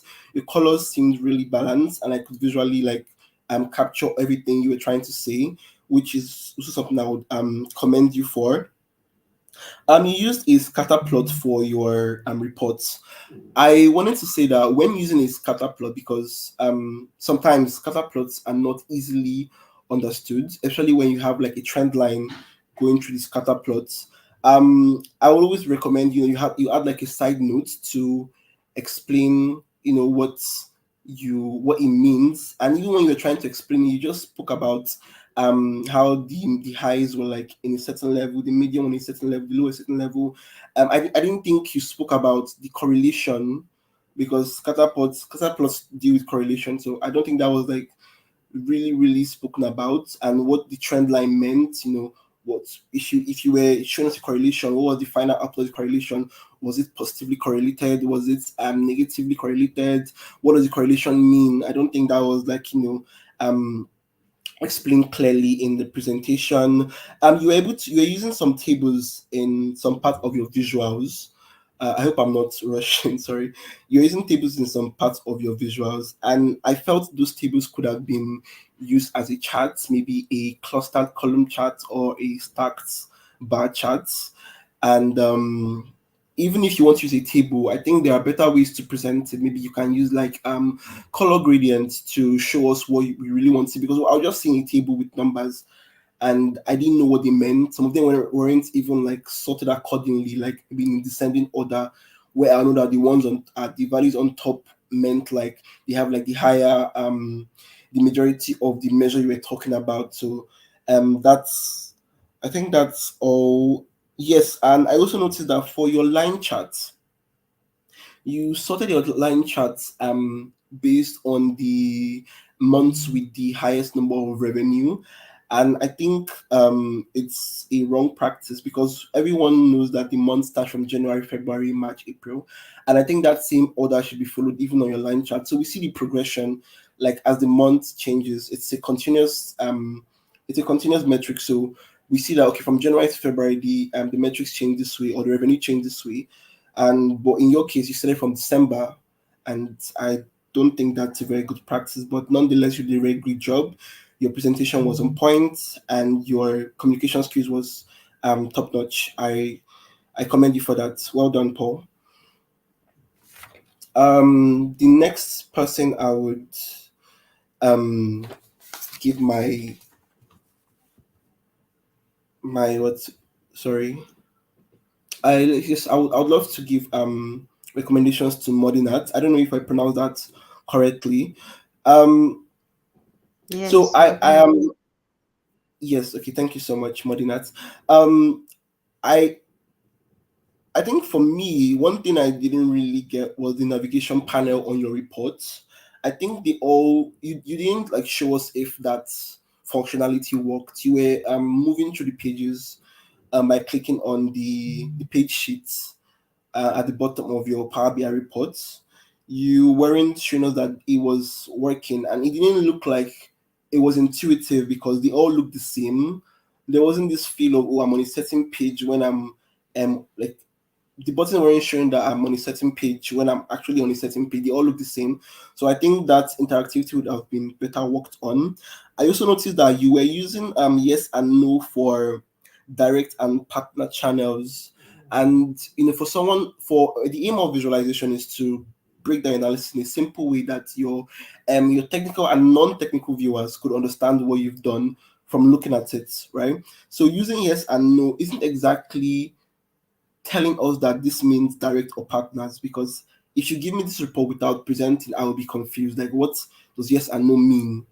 You get? I think if you had clearly stated what yes and no meant, it would have been, easily conveyed to me.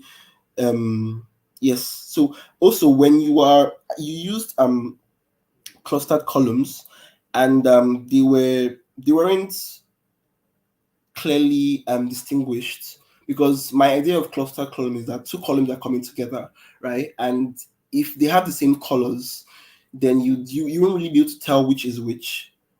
I don't know if that makes sense. If maybe if for example your yes and no, if yes had the color of let me say blue, and yellow had the color of let me say red, that way I can easily tell the difference between two of them, like a legend, if that makes sense.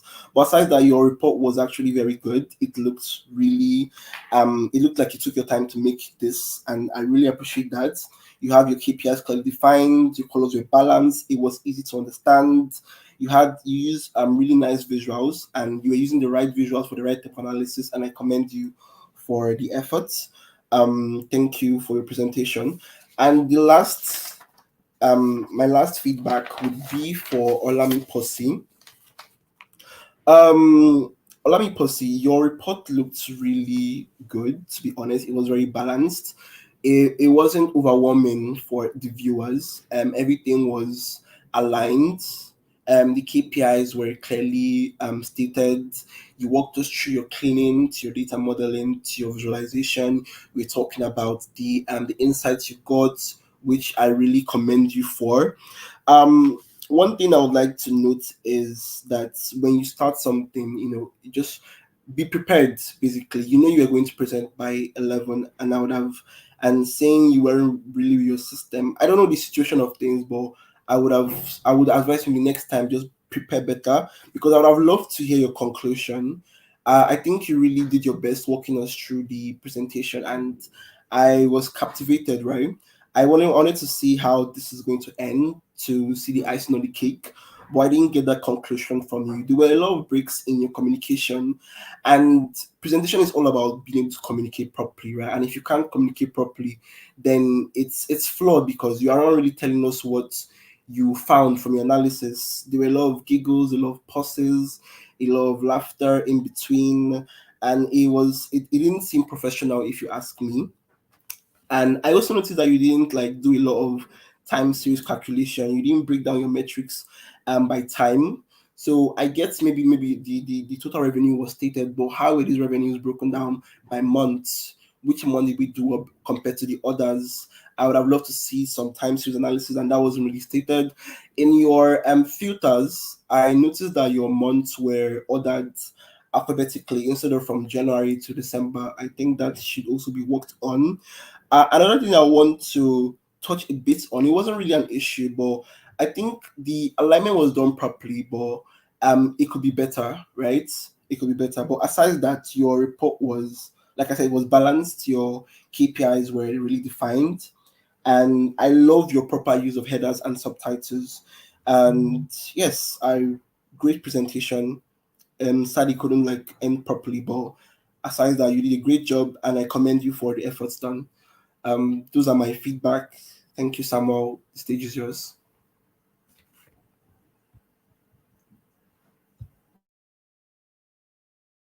Okay, so thank you very much, Malcolm, for that beautiful and very, very much highly constructive feedback. I really, really do appreciate this. I'm sure that's like a whole lot to learn and implement. I myself, I also took notes of many of the things that you talked about. I wouldn't want to miss out on some of the things to be able to put out a great and fantastic work when next I have to. So thank you very much for that amazing feedback. That's really, really helpful. So we also have another judge in the person of Miss Sylvia, and would like to hear from you also your recommendations. Please go ahead. Yeah, thank you, Samuel, and thank you everyone for presenting your work. I must commend all of you because it's not easy getting to put all this analysis together and also having to come up the stage to present that. And I also I thank my partner Malcolm for everything he has said. So basically, what I will be doing, so we don't get to take much time. I'm going to build on what Malcolm has said. He has basically like said everything, but I'll be building on what he has said. For Frances, um, this goes to both Frances and Paul, right? So nothing goes wrong on a white background. And for Frances especially, most of the things on your visuals, I could barely see anything. That's one. And another thing is you overwhelmed your viewers, right? Your dashboard is nice, but there are lots of visuals on a particular dashboard. So if you have a lot of insights that you want to communicate, the best way to do is just create a report instead of a dashboard. So if you've seen that there are a lot of visuals on a page already, you can make it a report instead of overwhelming your stakeholders and your viewers. And also when you have lots of you have uh, lots of observations, you can narrow it down to the top 5 or the top 10 instead of having everything being long on your dashboard. So I can't really see this particular visual to let you know, but I think that's the first visual you have on your dashboard. You can narrow it down to the top 5 or the top 10 instead of having every other thing. And another thing I noticed on your dashboard is when you turn on your data labels, you do not need the axis, that particular axis again. So the moment you are using your data labels, just turn off the axis. The same thing goes to you, Paul. You did the same thing. So another thing I'll be talking about is the schema. I think the person that did this is Ganiyu and Olorunfemi. The data set that was given to you, it was already clear that you what you needed was a star schema. So you do not need to link it to a secondary table before linking to the fact table. So you just link everything directly to the fact table. The person that got this right was Paul. So and no one was able to use your slicers effectively. I'm just getting to see the data set and the problem statement. You were meant to compare between the direct and partners. So I didn't see anybody make use of that slicers effectively. That's one thing you can do to like reduce the number of charts you have. Instead of having those charts, why not split it by slicers? You have slicers to use to be able to split that visual. You can have one page of that, a page of a dashboard, such that when you click on that visual on that slicer, you get to see everything about partners, and you get to see everything about the direct sales. And coming to you, Ganiu, I loved your dashboard, but color choice is very, very important. The color red in dashboarding and in analysis, it signifies something, right? So if you are building dashboard, be very, very careful when you are using the color red.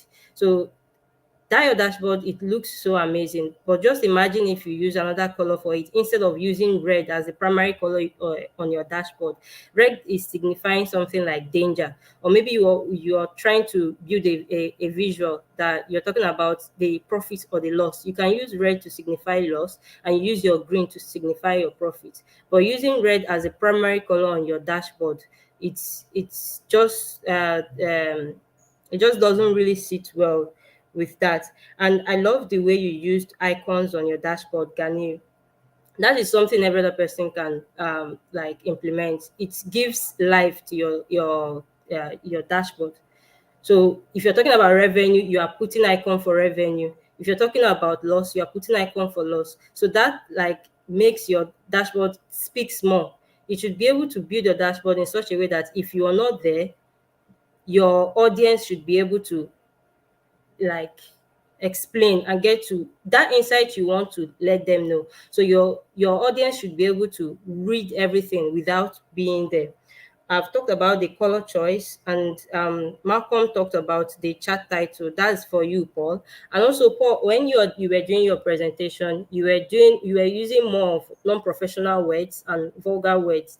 I get that if that is what you're used to. So if you're in a professional setting and maybe you are doing a presentation, you should not be using such words. It's something that you can always work on, so that if you're presenting, if you're doing your presentation, you don't get to use such words. I heard it like 4 or 5 times. So I was thinking the first time was a slip of tongue, but it seems that you were already used to it. And you had a chat, Paul, that when you talked about are there season pattern in opportunity creation and revenue generation for each channel. Um, I think that was where you used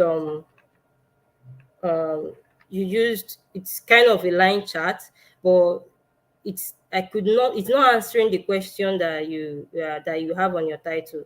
It's meant to be comparing your opportunity creation and revenue generation for each channel, but I couldn't see the channel you were talking about. You were just what I just saw was the month going further. And like Malcolm said, where you use the scatter plot to compare. You were talking about variation, and you're using the scatter plot. Where you use the scatter plot is when you are trying to look at relationship between two data points. But now you were talking about variation. The chart, even you, when you were doing the explanation, you could not really point out if the variation is there. So you might want to look at the chart that will give you that insights of variation. When you're talking about variation, you can look at something like a box plot, or you can look at other charts that talks about variation, talks about how spread it is. So that using scatter plots in that point, it does not answer that question for you. And um for Olorunfemi, your dashboard was amazing, and like Malcolm said, you weren't able to take us to the last part, which would have been very, very interesting for us. And you put your KPIs to the left. When your audience is reading, if I want to read, the first thing that captures my eyes is the top.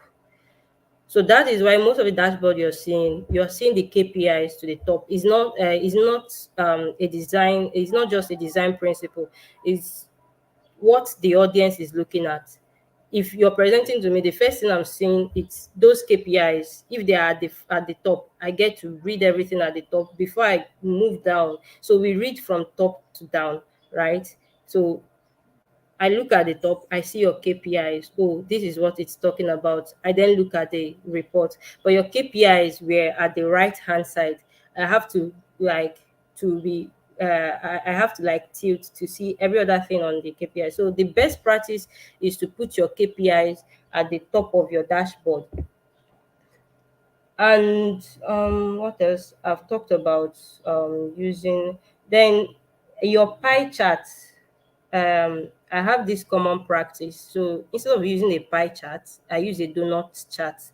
And when you are using either of them, the pie chart or the donut chart, and you put your data label on the pie chart or the donut chart, you do not need to put the legend again.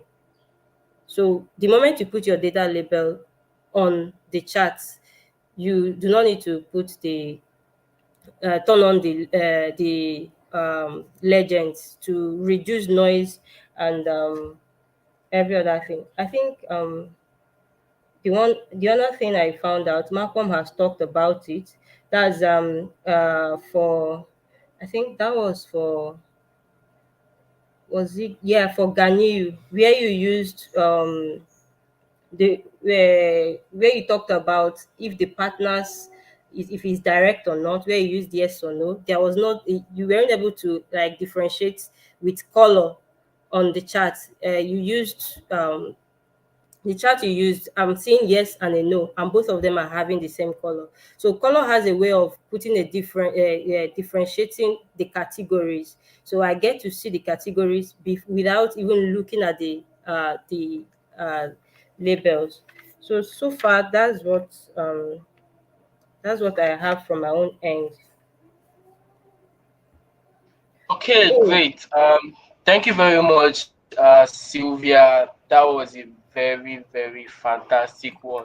In my mind, I was just screaming, "Fire! Our judges are fire!" So, it's been a very exciting one from you and Malcolm, and all of the insights that have been put out have been very, very helpful.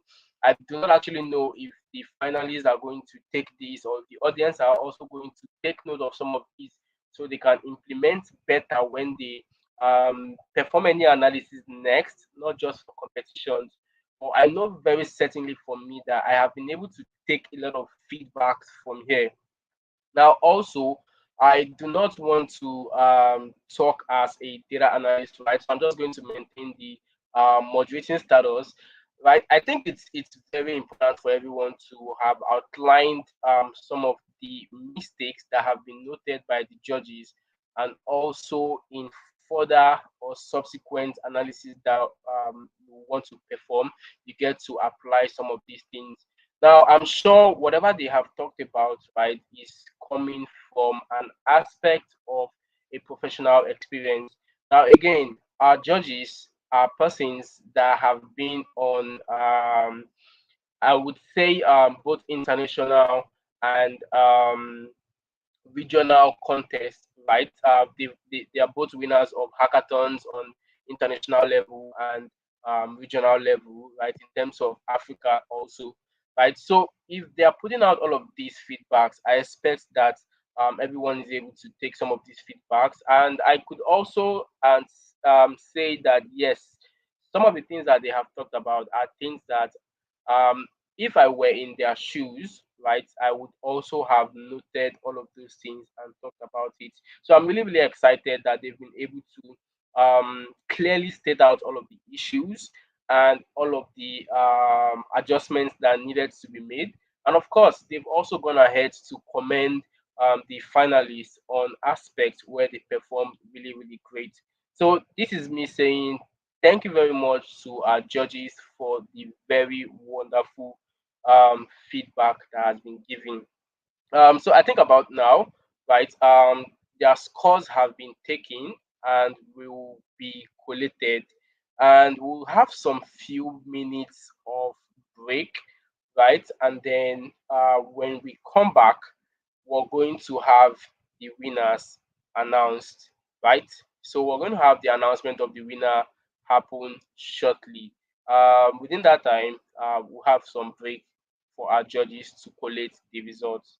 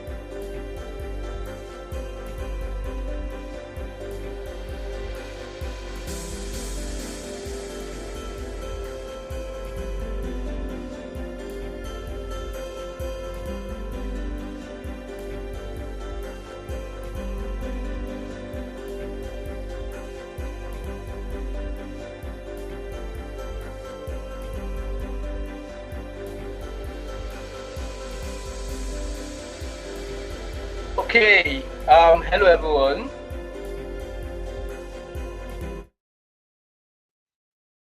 All right. Hello everyone. So I am super excited. I'm not sure why I'm just so filled with excitement. Maybe because we're about to announce the winner, right? And it is really exciting for me, right? I feel like with all of the insights that the judges have put out and all of the um, aspects they have pointed out, I would like to plead with the organizers for us to organize this particular challenge again with this same data source, data set rather, so that I can also be a participant and then implement all of the things that the judges have talked about. I think that would actually give me a more advantage to other persons that were not on this particular session, right? So I'd like for the organizers of this event to also put this out again and let me be a part of it. Right? It's really exciting. Okay, so with that being said, ladies and gentlemen, esteemed participants, judges, fantabulous judges, and honored audiences. right?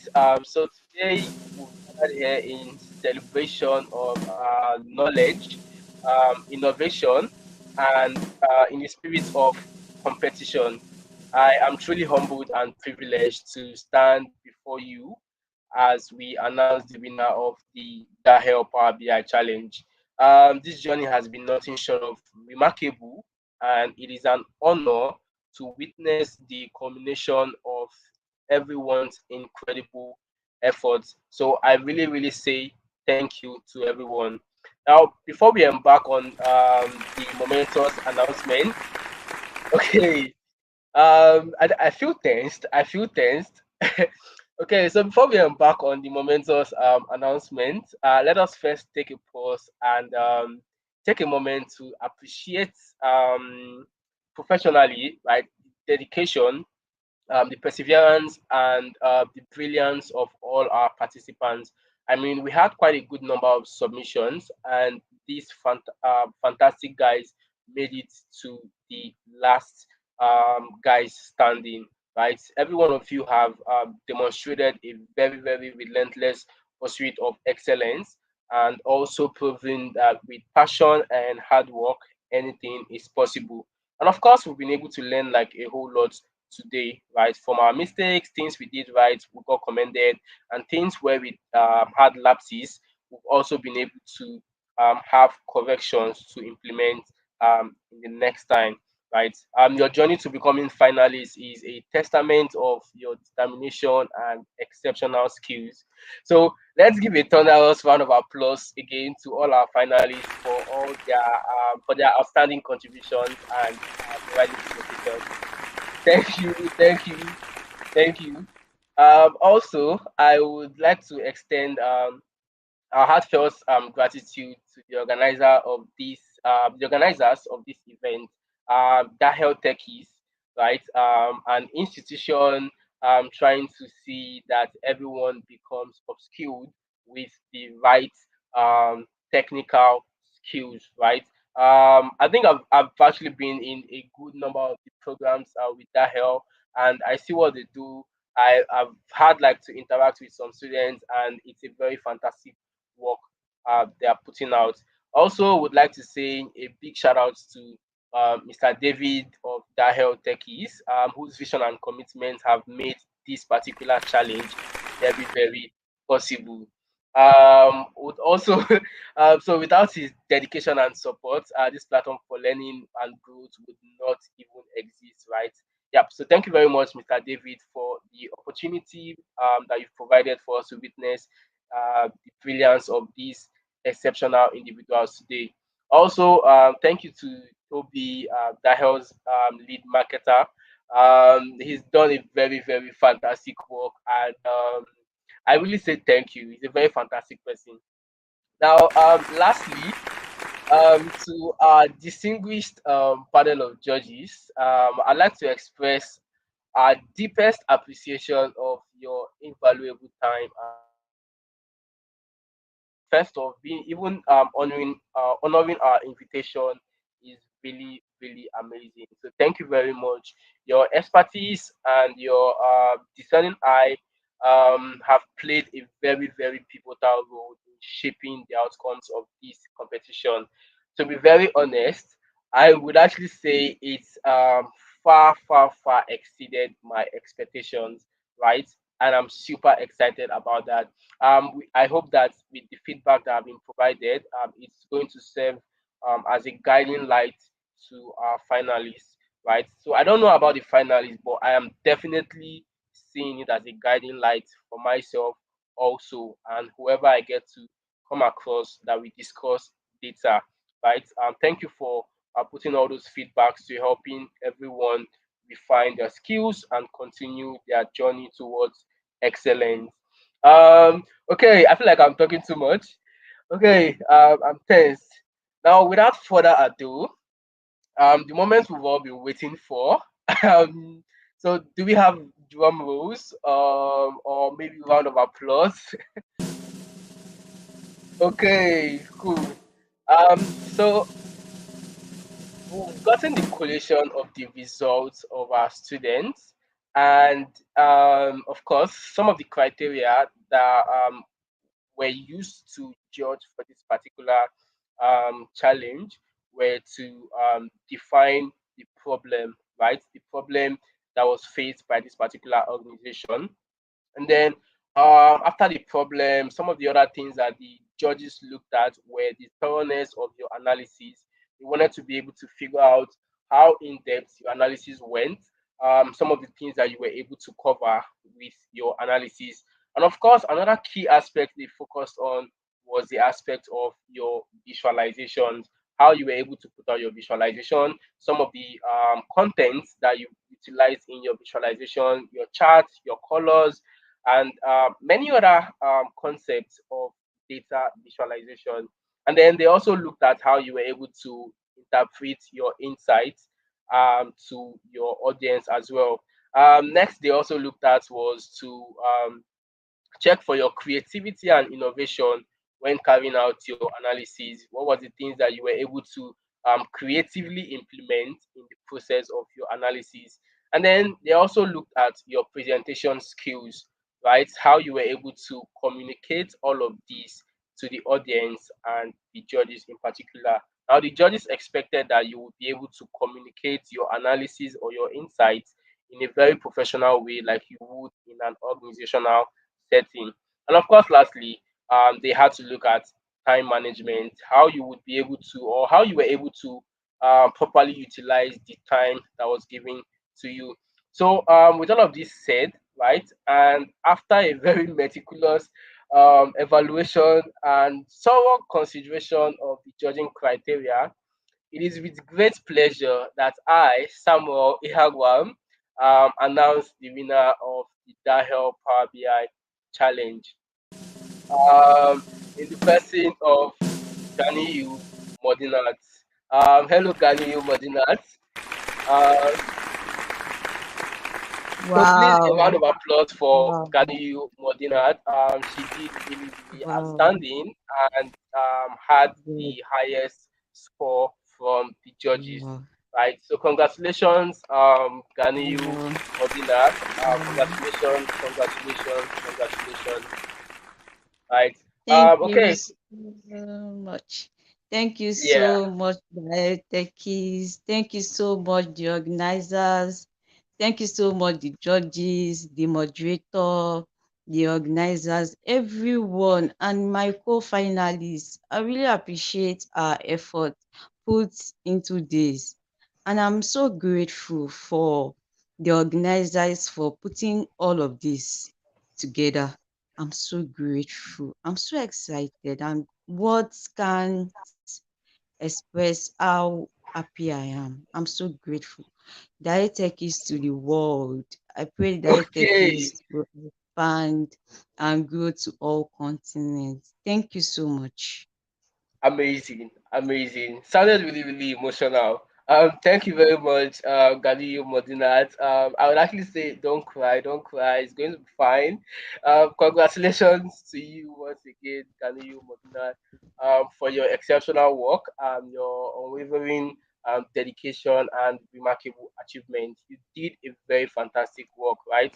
And according to the judges, you demonstrated a more understanding and grasp of data analysis, problem solving, and the ability to be able to communicate your findings more effectively. Your presentation left an indelible mark. I think if I have to go into grammars, right, on our judges and your insights, I believe your insights have the potential to help this particular organization solve their business problems. So, once again, everyone, please join me in giving a resounding round of applause to our champion, Ganiyu Modinat. Um, okay, all right. So I think we're good. Um, once more, right? I think it's very, very much important that we do not forget that today it's not just about celebrating one champion, right? We've had a lot of participants in the final segment. And of course, today is about celebrating the spirit of innovation, the power of data, which is very, very key, and the endless possibilities that awaits everyone in the future, right? So, to all our finalists, you have already achieved greatness by being here today and by participating in this particular competition.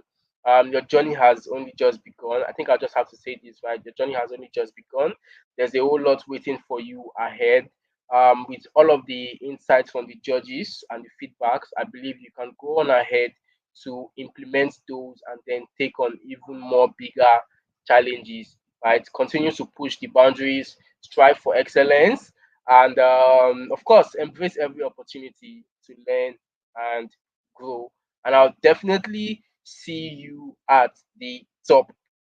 I think for the other finalists, right?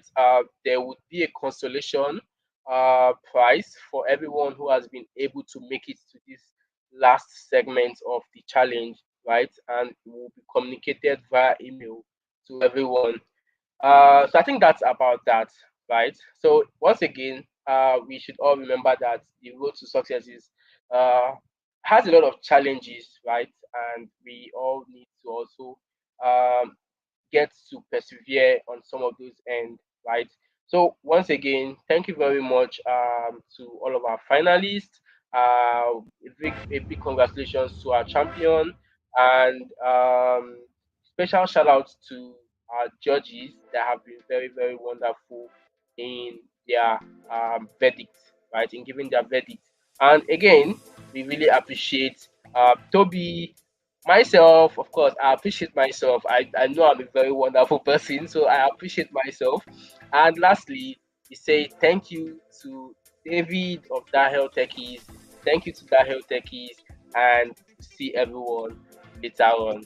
Bye bye. Bye, everyone.